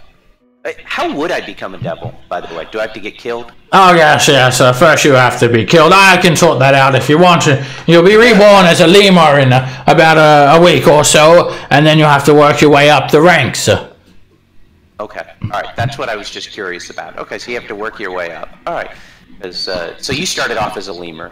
Oh, yes, there were dark days, but now I'm a harvester devil. Yes, I used to work at the mega pit with Iraqi, you see. I'd use this big scythe of mine to fish out some lemurs and throw them on that big old wagon and take them to the holding stations. But yeah, I just thought that's not the life for me, so I'll settle down and start a little bar here. I think you have made an unbelievable good life for yourself. Yeah, it works well. We get a lot of adventurers coming here, and I usually slaughter them and steal all their belongings. Yeah, so isn't that just a little side bonus? Oh, yeah, so work you do? Yeah, you're just making a living. Okay, Hey, anybody else? Yeah. So you've been like slaughtering people and stealing their belongings. That is so. Do you have any stories about any really cool belongings that you stole that might be hanging around here? Well, why not? Before bedtime, come! And he sort of excitedly runs behind the bar. Come on! And you see the back room. It's a larder. There's a chopping board sitting on a wooden bench, an oven, barrels containing supplies, a wooden door leaning off its hinges and resting against the stone wall, while another wooden door leads to a room to the north. The foodstuffs look pretty regular, but they are covered in this strange multicolored mold, and you see more fire fungus wriggling in its containers. He pushes this door open, it was supposed to be shut, but it's open now anyway. And he takes you to a storage room. The room is quite cluttered and doesn't appear to be in frequent use. There are many barrels, provision bags, and crates and tools lying around in heaps. And surprisingly, everything in the room looks like provisions that you'd find in a normal storage room in the material plane. And Javelin goes over to one barrel. He cracks the lid of the barrel and reaches down with one of his forearms, and he sort of just starts squelching the stuff onto the ground. It literally looks like chunks of humanoid flesh. and there's like fingers and teeth and bones mixed in with it. Ah, not this one. He takes another barrel and he starts emptying it, and just like organs and just like basically mushed up people. And then finally he sort of pulls out one little chunk, and there's like a finger sticking out of it with a golden ring. Oh yes, I haven't hocked this one off yet. Do you like it? What is it? And it's a gold ring. It's very small, like it could only fit on your pinky finger, and it's sort of covered in blood, so it's just completely smeared. What do you think? That looks neat. Actually, I think that really matches, you know, my blonde vacant stare. Well, no, that's just mine. I like you, but finders keepers. Well, I should at least show it to you properly. It's so dirty. And then he just... What is it? He just goes over and, like, sort of dips the ring in this other, like, weird briny solution that he's got in another barrel. And it shines with gold. And it has... and he also actually... Sorry, he reaches into another pile of ooze, and he pulls out a locket. And he sort of also washes off in the brine, so he's got the locket and the gold ring. And the gold ring is carved with runes, covered in runes. And then the gold locket opens up to see a little portrait with two halflings, a male and female, etched inside of it. And he also has an old book. Now, it looks like a spell book, so it's not going to be of any use to you guys. Oh yeah, I got this off these two little halflings that came in the other week.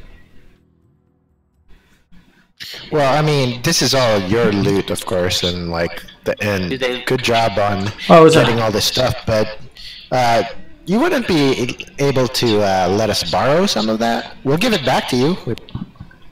Well, you can borrow it while you're here, but you're not allowed to take it away. And is it magical? I mean, I don't really care for it too much. I think so. I didn't really check it out, but surprisingly, those little taxman devils, they're the one that sort of brung this bounty in. Very unusual for them, but I do pay them, and yeah, well, you really know who your real friends are now, don't you? You do. Do you want us to see if it is magical so we can tell you about it? Sure, why not? Before bedtime. Group hug! Okay, now give me a hug then. Yeah, avoiding the slimy parts that are on here. Alright, so if you want me to spend a scroll on it, let me know.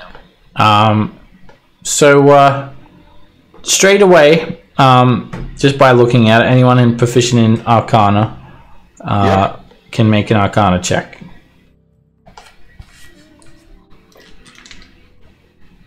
I'm gonna guidance still. You don't know what sort of these runes are about. Okay. And any spellcaster can also make that Arcana check, whether they're proficient or not. I'm gonna guidance still. Yes, that's great. Yeah. Tilton, yeah. You guys, I know. You guys don't know what it's about. I don't know if I can. I believe I can use an inspiration thing. Let me do a peerless thing. But I get them all back anyway. 1 second. Let me click the thing. See if that works on. Yeah, you can. Checks. Okay. Yep. So. There we go. So a 22. Okay, you can tell a couple of things. That the runes belong to the school of illusion magic, and the spell book. It's a regular spell book, and you guys can't really read the spells too well. I mean, none of you are wizards anyway, so it's not really of much use. But you can tell that all of the spells belong to the school of illusion as well, only illusion spells. And there is a noticeable rune on the inside cover of the spell book that's not a part of any sort of spell. But again, you need to identify these items. Yeah. Okay. What about the locket? Is that magical? No. The locket's not magical. It's just a gold necklace, gold locket. Alright, and I'll go ahead and identify the ring. Alright. You spend an hour messing around with them, and you learn two things. Alright, first of all, the ring has one function, and anyone who puts it on, whether you're aware of the function or not, it will create a skywrite spell. Now, if there's no sky for the skywrite spell to work with, it won't work. So the spell book. Now the rune in that one, you trace your finger around it and it casts an illusion spell that creates an image of a sky above you for 1 minute. Okay. I'm trying to think of practical purposes. So you would use the spell book to create a sky above you, and then you'd put the ring on and it would cast a skywrite spell for you. And 10 words, up to 10 words will appear. Okay. And that's just by having the book and then the ring. Okay. That could be interesting combination. Alright, and you also learn it's a modified version of the spell. It should be 25 words. Right. Okay. Does it require attunement? Doesn't require attunement. It's just like a once-off. You put it on, and then the skywrite will happen, and then the words and then basically it ends. The magic is gone from the ring. Oh, like gone for good? Yep, one-time use. So if you put the ring on, basically you'd never see what the message contains if you didn't have the sky up from that. Okay. Alright, that's a one-off thing. I'm actually intrigued by that. So Jabeline is sort of anxiously like looking, what is it then? What is it? Wait, so it casts a message that you decide upon, or it contains a message?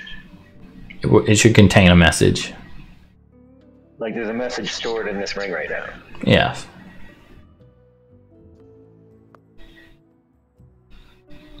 Alright. Well, what if... You know, it looks like it does some message or something in the sky. There has to be a sky for the message to be out there. Interesting. Yeah, and the spellbook provides that sky. Yeah. So, what if, again, because we're buddies, what if, and I pull out a 500 GP gem? You wanna exchange this for that? Oh, it's gotta be worth more than that. 1,000, come on. We're buddies and all, but you're killing me. You know what? Wait, am I breaking your balls? Well, yeah, I've just lost my bounty for the week because I'm not gonna murder you all anymore and steal your stuff now, so come on. You know what? You kill the devils and you get all their stuff. Yeah, I'm not even gonna haggle because you want to know why I'm not. Oh, I can't do that. I can't go against the devils. It's against my nature. Yeah, I'm not even gonna haggle with you because we're freaking best buds. Oh, group hug! I pull out 1,100 gold and give it to him. Oh! And he just hugs Krusk for no particular reason. Okay. And I already took out that. And what do you want me to call those in the party loot thing? Skywrite ring and Skywrite spellbook. Okay. So, just because it's not attunement, and I'm just really curious about. Now, it might bite us in the butt. Not that anything like that could ever happen, but you know. Oh well. Okay, so Sky. Right. Ring.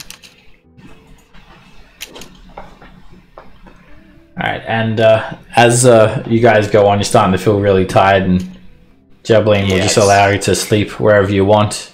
Everyone take a long rest, and Jabeline sort of just has one more group hug, and then he's like, oh, you have a good night, guys. I'll see you for breakfast in the morning. I'm having fire fungus for breakfast, and I hope you get ready for your big ambush tomorrow. Yep, we are going to be ready for it. So, would it be bad if I dispel magic on that door now? I should leave it up, shouldn't I? Because I don't want to give them warning, do I? Yeah, just leave it alone. Okay. Well, I just want to know what Jabeline thinks. I don't want to double cross my buddies. I don't think you should dispel it. Oh, okay. Alright. It's all good. Thank you, Jabeline. Night. You're a pal. You are a. I love you guys! I give him another group hug. Yep. Alrighty, guys. You take a long rest, and we'll end today's session here. Yep. It is a good place to end, and we were inundated with information. Yeah, that was a lot. That is a lot. A lot of stuff. And yeah, good job not suggesting that. That really saved our butt from. Okay, so that sounded like a fairly complicated ambush. Definitely. It would have been nasty.